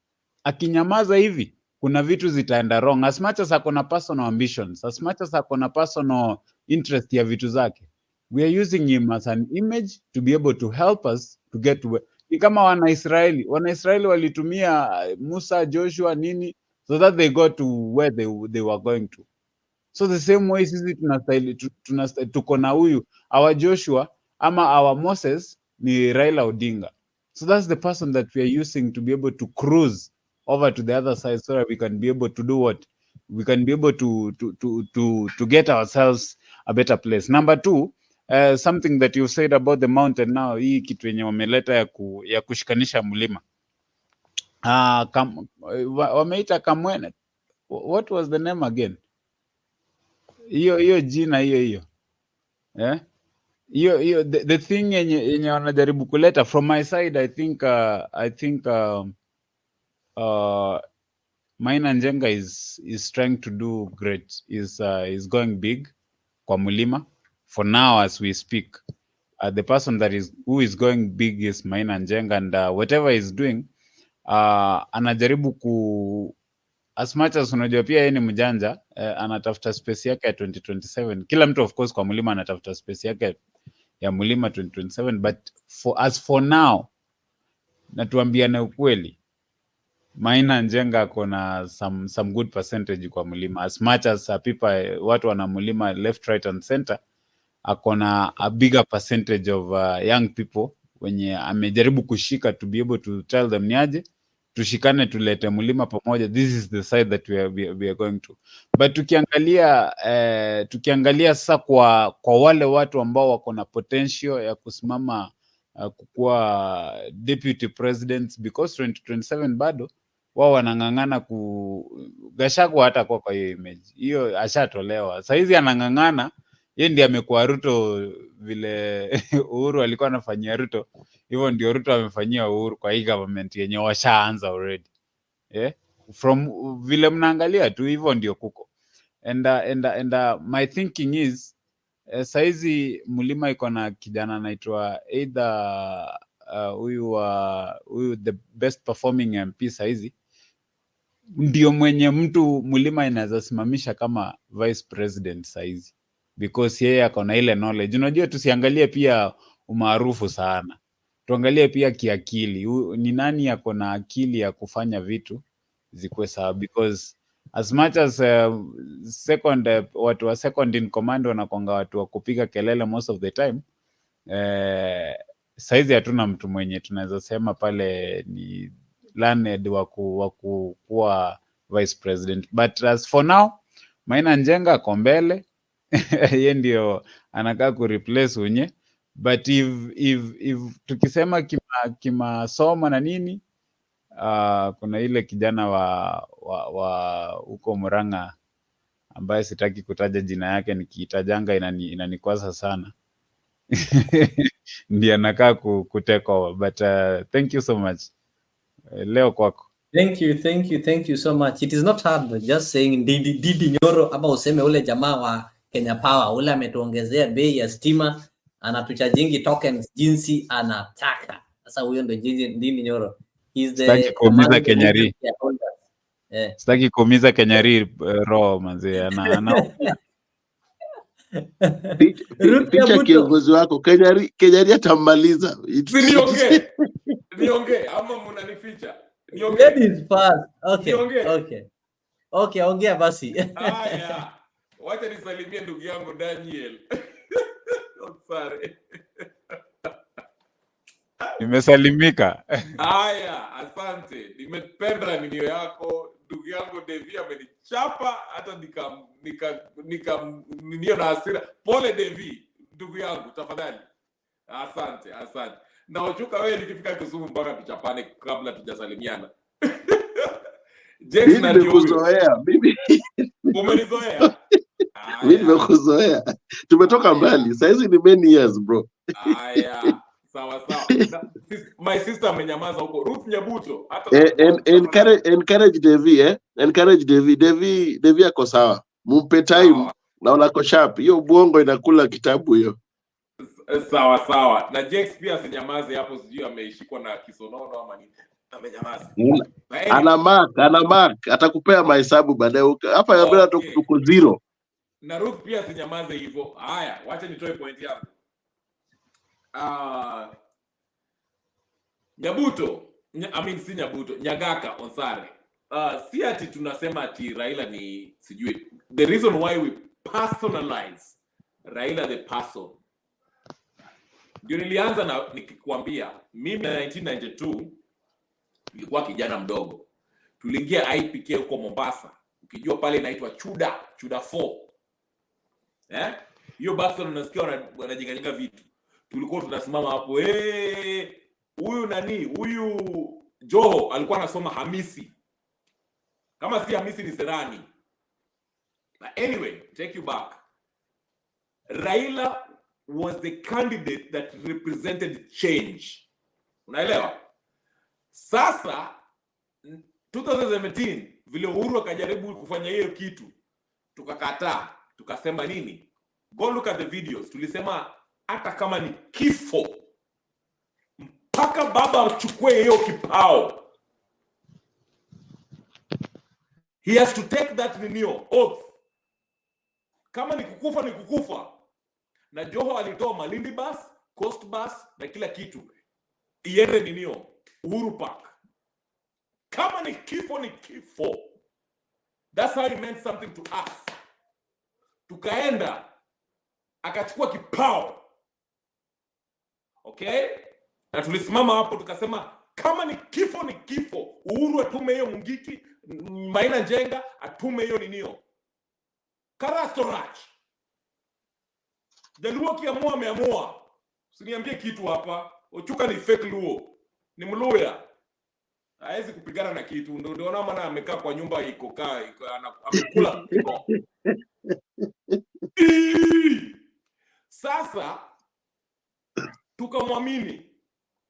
Akaenda akatupiga 180, akaenda akasimamana na nani Uhuru Kenyatta ambaye alikuwa na testa hizi shida hizi loans na kadhalika. Asante, hata amepotea. My point is this. Wacha nimalize. Unanisikia? So for somebody vile unaona leo Nyabaya amependa Raila Odinga. Tulikuwa tumependa Raila kushinda wewe. Wacha Babu Owino. Ndio maana mimi nikiongea na Babu Owino naongea na Babu Owino kama mtoto. We are the real ODM. Ndio maana the real ODM. Mama yako ni mama yako, hata akiwa kiwete ni mama yako. Wewe umenunuliwa na tunajua hiyo kazi.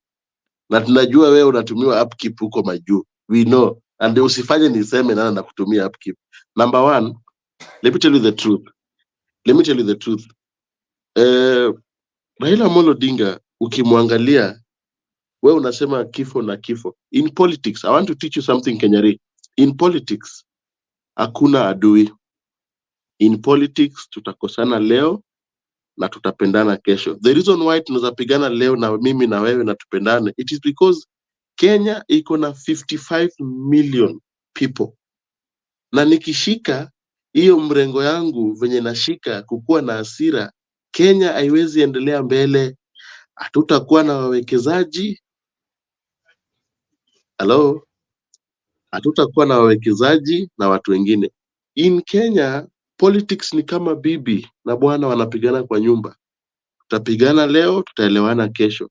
So ukikuja kutuambia hapa wewe ulitolewa sijui wapi na bus Julia, I wish hata hiyo bus ingekupeleka chini ya maji huko ungerudi, because in politics hakuna adui. Politics inafaa pia saa zingine unarudi nyuma kidogo. Usifai kushika tu mrengo. Kama Raila angekuwa mtu mbaya 207 Kenya ingekuwa, hata mimi na nyinyi wote tungekuwa hapa. Tungekuwa hata tuko mahali pengine, nchi ambayo iko na umaskini, iko na vifo, iko na ugonjwa. Lakini alirudi nyuma, Kibaki akarudi nyuma. We should respect those two people. The same thing what Uhuru did na Raila Amolo Odinga. All the time hatufai kuweka vita. What we should be talking about situation ambayo tuko kwa saa hii. Ruto anafaa kuambiwa ukweli, na ukweli ambaye anafaa kuambiwa unakosa. Hapa vitu zimepanda bei. That is what we should be doing, because nimekuja gundua is not somebody ukimwacha urelax, ana relax. Hawa watu wanatupa tax chini ya maji huko kwa parliament, wanatupa alafu wananyamaza. Msipochunga, msipojua, imepita, ni sheria. Wewe unasikia tu kwa gazeti, tunalipa. Sasa mambo na KRA na the rest zimekuja. KRA wanatembea paka door to door kutafuta unatumia sijui pay bill, buy goods. Those things mkifuatilia vizuri zilitupwa chini ya carpet na ziko mpaka saa hii, na hivyo ndo Wakenya wanalipa ushuru. So it is not about Raila, it is about who we are. Okay, beautiful sentiments. Good to see you. Jamaa anajita Cornelo Chuka.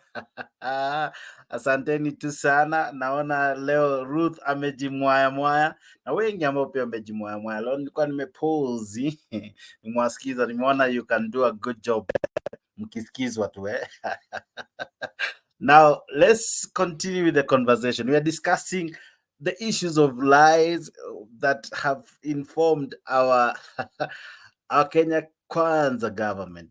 It has been interesting that what we can describe is uongo tu. Yeah, according to jamaa anajita Jeremiah Kioni, it's a lie after a lie after a lie, right? And in fact, leo anasema Ruto lies all the time, and all the time Ruto lies, and that is his nature. Shindwe. I'll be playing a clip of how they described him. But basically, ladies and gentlemen, our show tonight has been informed as well by what Raila Odinga explained by the expose on the fuel issue. And he said that the explanation given by the president, William Ruto, William Ruto does not hold water, and that's why we have this show. Sawa. Nikubalia nisome wawili watatu ambao wamecomment kwa fujo na waona, asante sana. Wengi pia ambao wamelike. And zaidi ya yote, subscribe to Afrique TV. Thank you so much for being part of this awesome show. Wadau, pole, mi nimekuja nikana kwamba ninaanzisha show ama ninaendeleza show, lakini tuko pamoja. We are in sync. I've been following behind the scenes, behind the scenes. Nimekutilia jamaa anajita Uchuka akisema maneno yake. Alright? Kuna watu wanadai hapa kwamba don't trust William Ruto. Wewe hapo kwa comment section, wewe ambaye unatazama, do you trust the president? Because if you don't trust the government, if you don't trust the president,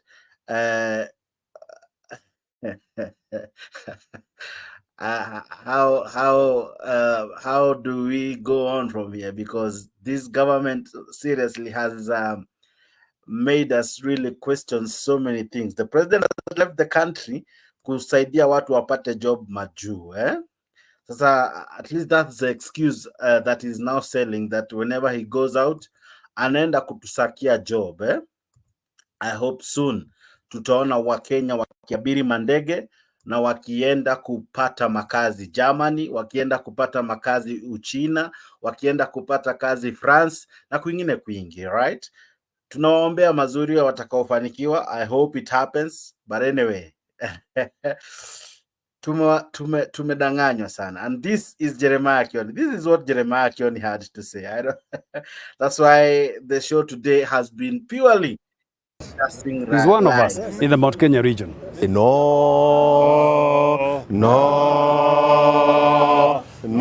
Adamire adu matigiogo mata demonstration na twachoka twauga atiri Ruto lies all the time, and all the time Ruto lies, for that is his nature. Shindwe. Ruto lies all the time, and all the time Ruto lies, for that is his nature. Shindwe. Demonstration na twachoka twauga atiri Ruto lies all the time, and all the time Ruto lies, for that is his nature. Shindwe. Demonstration na twachoka twauga atiri Ruto lies all the time. and all the time. Ruto lies. For that is his nature. Chidwe. And now that is how we culminate the show. Even though tunamalizia show. Maybe nisikize maoni ya mwisho kutoka kwako wewe Ruth. Maoni yako ni yapi? Kwa hiyo clip. Is it true that Ruto lies all the time and all the time Ruto lies? Do you believe in that? I think you know, we're in the political game. Tuko kwa politics. And in this politics, everybody is smart. Unanipiga na kupiga. Unanipiga na kupiga.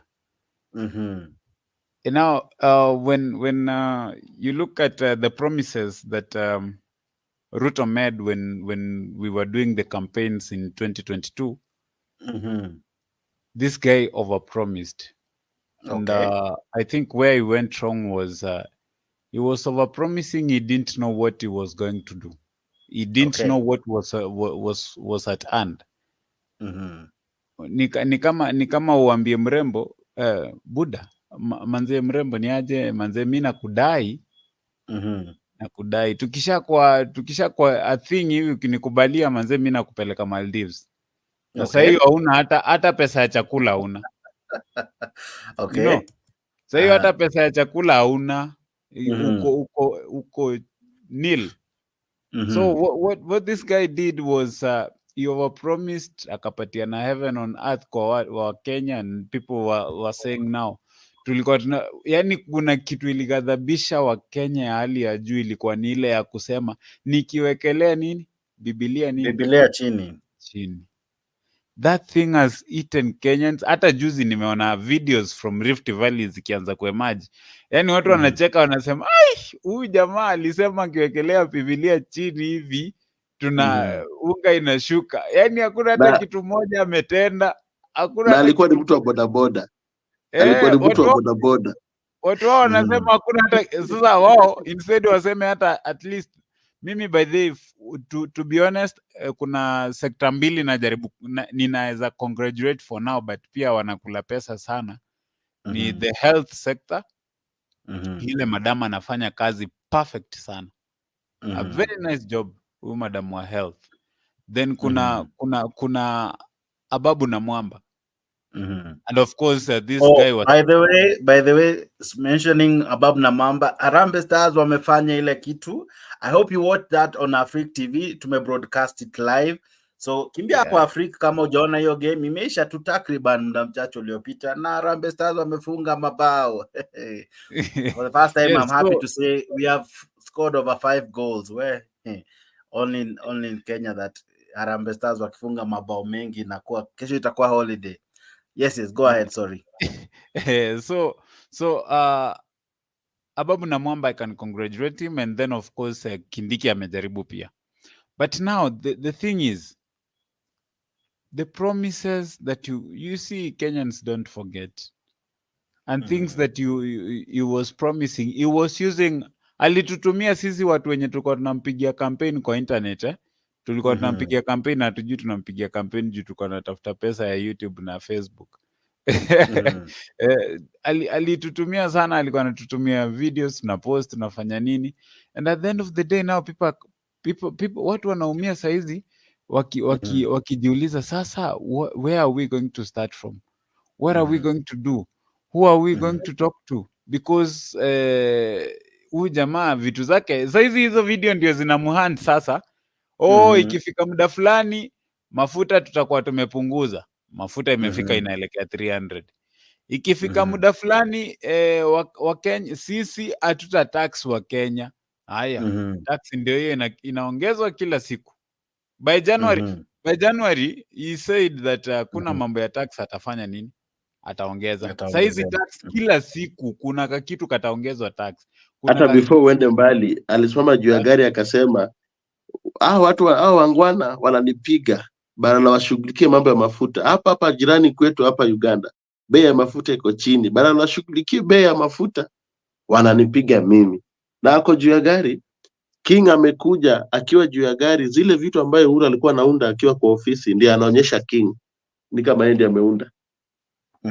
Ndio hivyo sasa. So overpromising and if you can see all the things zenye saizi anajaribu ku relaunch, I'm happy that ajaanzisha any major projects zake because hawezi akaanzisha ana maono, but again ukiangalia zile project za Ruto o za unye zenye zilikuwa zinaendelea, this guy anaekelea mapesa hapo, pesa inakuliwa, anaekelea sijui ni kama for example kuna kitu ya sports nani alisema anataka kufanya kurenovate pale kunaitwaje Sports and Culture hapa National Theatre, it's going to use sijui ni 30 something million ama ilikuwa billion, I can't even remember. But ukiangalia hiyo quote yenye imewekwa hapo, unajiuliza aje, really what are you going to renovate and how do you want to do this? You know, ukiangalia kwa ground vile vitu zinaendelea, nothing is happening. But ukiangalia nini vitu zinaharibika. Haya vitu airport juzi ilikuwa ina leak, wanatupa tu wanapiga tu kitu tunaita blame game. The blame game haitatusaidia as Kenyan saizi. Mulishachukua government, now sit down uanze kufikiriaje, what am I going to do to Kenyans so that I can change their life. Even if I'm traveling now, saizi amebadilika akakuwa flying president. Even if I'm traveling, what are some of the things zenye nina travel kufanya? Because ukiangalia hata zile countries zenye na travel to, there's nothing that those countries are going to help us. Nothing, to be honest. If you look at those countries that he's traveling to, nothing that those countries are going to help us with. But at the end of the day utapata he is there, anaenda akienda anarudi anadanganya Wakenya, nimewatafutia kazi 200,000. Saizi wanaongeza wanataka kuongeza mambo ya passports, hata Wakenya wawezi wakashika hizo passport unachukua saizi inakuja after 1 year, itaenda kusaidia nani? Kindiki ameshinda akidanganya eti sijui passport zinatoka. Mimi personally passport yangu ilifanyika vile ilifanyika, nikaichukua mwezi wa 5, kutoka mwezi wa 5 mpaka saizi juu eti sina pesa ya kuonga sijapata passport. You get? So hizi vitu zote hizi mauongo zote zenye wanasimama kwa gari eti sijui saizi tunapeana Wakenya wenye sijui kuna passport 100,000 zinatoka watu waende, ujinga. Wacha kudanganya Wakenya. Tell Kenyans the truth. No one is going to kill you by saying the truth. Aya. Asante sana Onsare kwa maoni yako. Nyabuto, maoni yako ya mwisho ni yapi?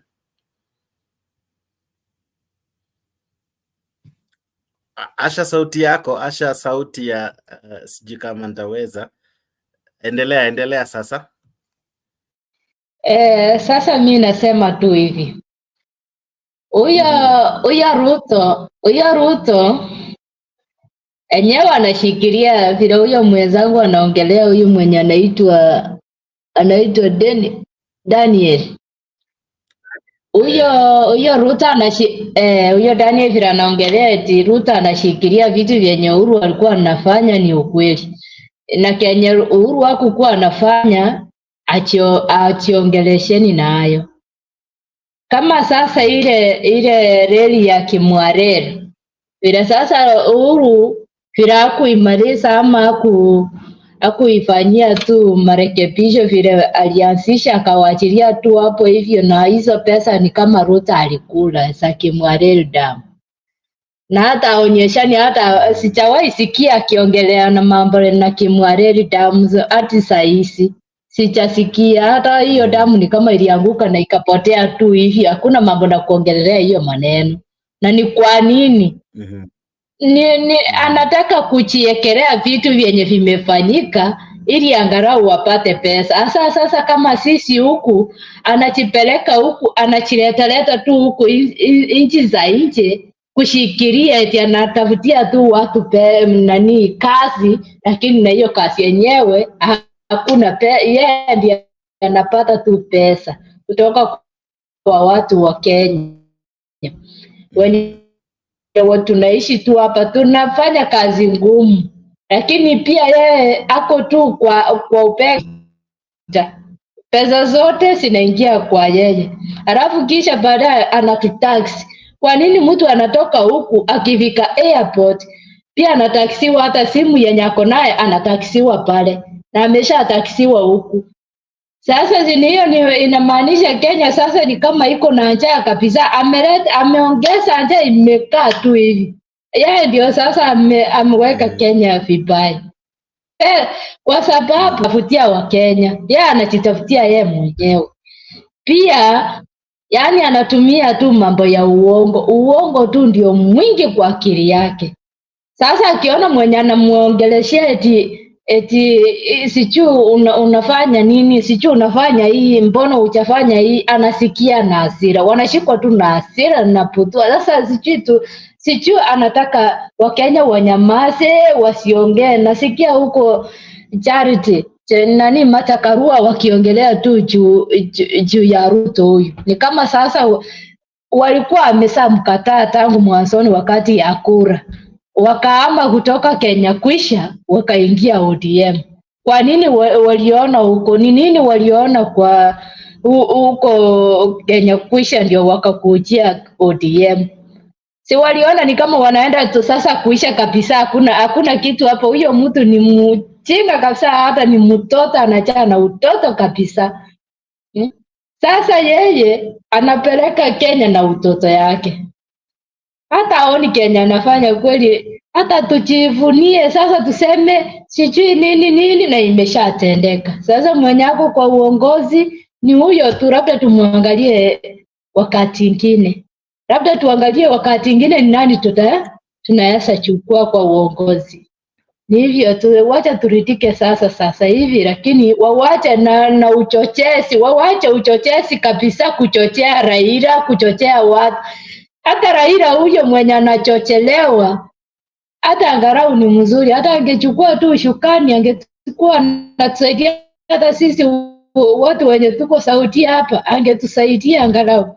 Sasa huyu amepata ushukani, hata linda mama ameshaitoa. Kwa nini anatoa linda mama ya kina mama? Na ilikuwa tu hapo mwanzoni kina Uhuru wakati ya Mwai Kibaki, linda mama ilikuwepo.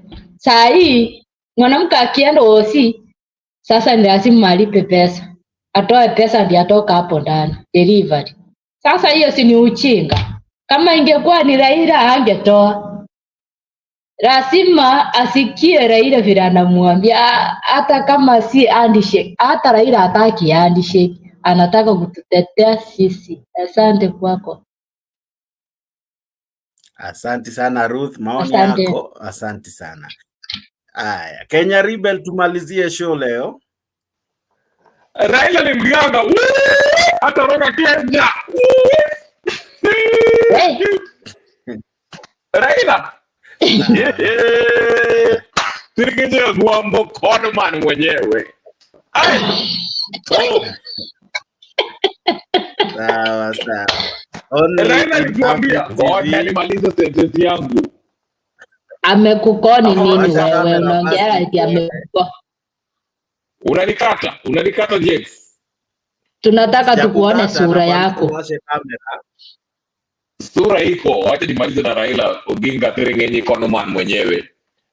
Alitudanganya tuchukue sijui. Ulikumbuka alituambia sijui tutatoa Ruto twende White House. Akatuambia tuchape sahihi, tutaenda tutamtoa. Akakutoa wapi?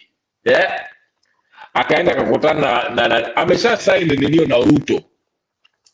Raila ndio shida yetu. Raila ndio anaiba hiyo pesa ya mafuta. Raila ndio Ruto ni Messiah. Ruto anatoka kwa shida. Ruto ndio the Christ of Suboi. Mwanzo Ruto ndio bwana wa majeshi. Anapeleka Raila. Hapana peleka Raila kamiti. Ruto ni Yesu wa Tongarei. Mimi nimependa Ruto. Nimependa. Hey, Murkomen. amekukoni nini wewe? Murkomen. Sijui nani. Mimi Amekukoni nini? Sikia, Murkomen iba akule aanze kufura. Unaona vile Ruro amefura kichwa. Murkomen iba yote.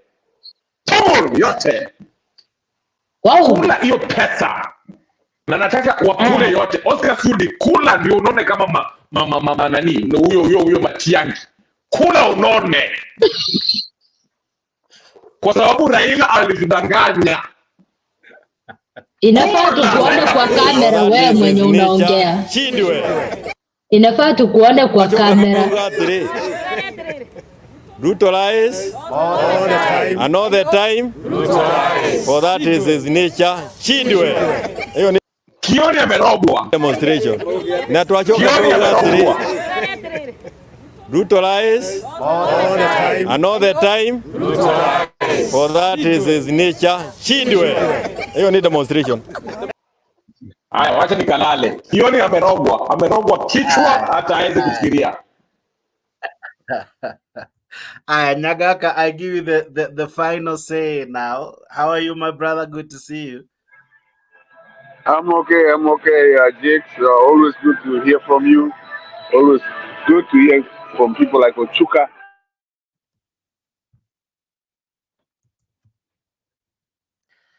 Oh my, mzee umefreeze, eh?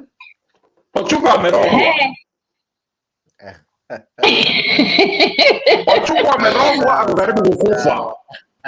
Huyu jamaa wa Ruto huyu ni kama Ruto alimfanyia ile kitu ya Shakaola ile. Hakuna. Usindo bana. Hiyo ni Shakaola. You need demonstration. Ladies and gentlemen. Huyu ameshafanywa na Shakaola. Ameshatengeneza. No other mire. No go to. Come. Yes. Yes. No other mire. No other mire. No go to. Yes. Okay, as we wrap up, I have Nyagaka with me. I have Kenya Rebel. Wanaimba kama watu wamerogwa. Kenya Rebel, allow us to wrap up the show. Let me have Nyagaka now. Nyagaka, your final words. Teo Jackson, kama umeleta wewe. Wamerogwa, si wamelewa ama wamerogwa? Wamerogwa hata karibu kukufa. Wewe ndio umerogwa. The show inafikanga inakuwa hivyo, inakuwa very interesting, inakuwa interesting because kila mtu vuta pande yake. But as usual, I'm your host, Jakes, the moderator. This is Africa 24. Now, in Africa 24, it's the only channel that you're awarded only by subscribing. Subscribe to Africa 24 and win grand prizes. We are rewarding every person that subscribes. And of course, soon you'll be getting to hear their names and what they have been winning. Thank you very much for being part of this great conversation. The show goes on. There is a link to join the WhatsApp group. Join the WhatsApp group and also find your way there. There, you will see many of these guys. They are commenting, participating, and even the argument continues even there. So the show stops here, but the arguments continue on the other side. There's a guy I didn't really have him finish, but allow me to add him so that he can say one or two at least, kwa sababu aliingia kwa show and we had to bring it to an order and then we wrap it up. Nyagaka, are you able to speak to me? Yeah. Hello. Yeah, I was already finishing that. I hope we see you tomorrow. And Everybody's participation is needed, and we always look forward to hearing from you and sharing the ideas that we have with the whole world. Right now, wengi walikuwa wananicheka kwa ile show ingine ya kwamba right now I should be in the State House, but I don't need that. I don't need. I'm traveling the world and I'm traveling. Na kitu ya mwisho ni your airport. Vile mama huyu alikuwa anasema. I used to come in Kenya the 80s every year like 2-3 times. Now when the CDs came out, I mean anyway, when they came out, I bargained them for up to 20,000. They said they wanted 40,000. Nikaenda town, nikaona mwingine msuja mwingine kanipatia gari ya serikali, nikaenda nikachukua hiyo vitu for free. This has been going on for a long time. The Moi era, the Kenyatta era, really wasn't up the whole issue. And the Kibaki, of course, didn't care about anything. So if we are fighting corruption the way we are, so be it. Mmeona hiyo askari wamefutwa kazi na hapo hiyo wengine ambao walikuwa na head of departments wamefutwa kazi. We don't want to hear any smell of corruption, na hiyo ndio itasaidia Kenya yetu endelee mbele. Na ya mwisho ni kusema kwamba the World Bank and IMF, they were established by somebody called John Maynard Keynes. Na hiyo ndio walisaidia the Asian powers, the Europeans after the Second World War, and they are what they are today. So give us time and we'll do it. But if we can't, so be it. Let the other people be. It is Kenya is a democracy. Let us not fight as if it is the end of the world. Thank you very much, Jake. Thank you very, very, very much, Penyagaka. Hope to see you tomorrow. The show will be on from 10 p.m. Kenyan time. Kindly join in. It will be live from Africa TV in conjunction with other media stations. Thank you so much for making Africa your #1 station, where here we unlock the African story, including that which happens in Kenya. Karibuni sana every night from 10 p.m.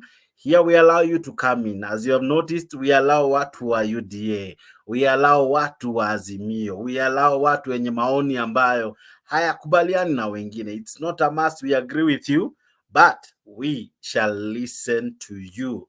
We will listen to you because you have chosen to listen to us. Thank you for making Africa your #1 channel. Here we just play it as it is. We don't edit so much. We allow you to enjoy it as it is, because hiyo ndio Kenya, hiyo ndio Wakenya, na hivyo ndivyo Wakenya tulivyo. Lakini nitaacha na huu msemo it made my day, so I'll play it one more time, right? Go mata demonstration na tuachoka tuuga atiri Ruto lies all the time, and all the time Ruto lies, for that is his nature. Chidwe, hiyo ni demonstration. It was an interesting one, eh? Of course, walikuwa metohoza the Christian version, yeah, God is good all the time, and all the time God is good. Thank you so much. I love you guys. Subscribe to Africa and win grand prizes. There are grand prizes coming before Mashujaa Day. Kuna watu wana win mavitu, and of course the grand prize before Christmas, eh? Christmas comes early at Africa TV. Love you guys. My name is Jake, the moderator. I'm your host, and join me this and every other night inapotimu tu midaya saa 4 tunafanya ile kitu. Asanteni sana kwa kuwa miongoni mwetu. Thank you very, very much. See you people. God bless you. This is Africa.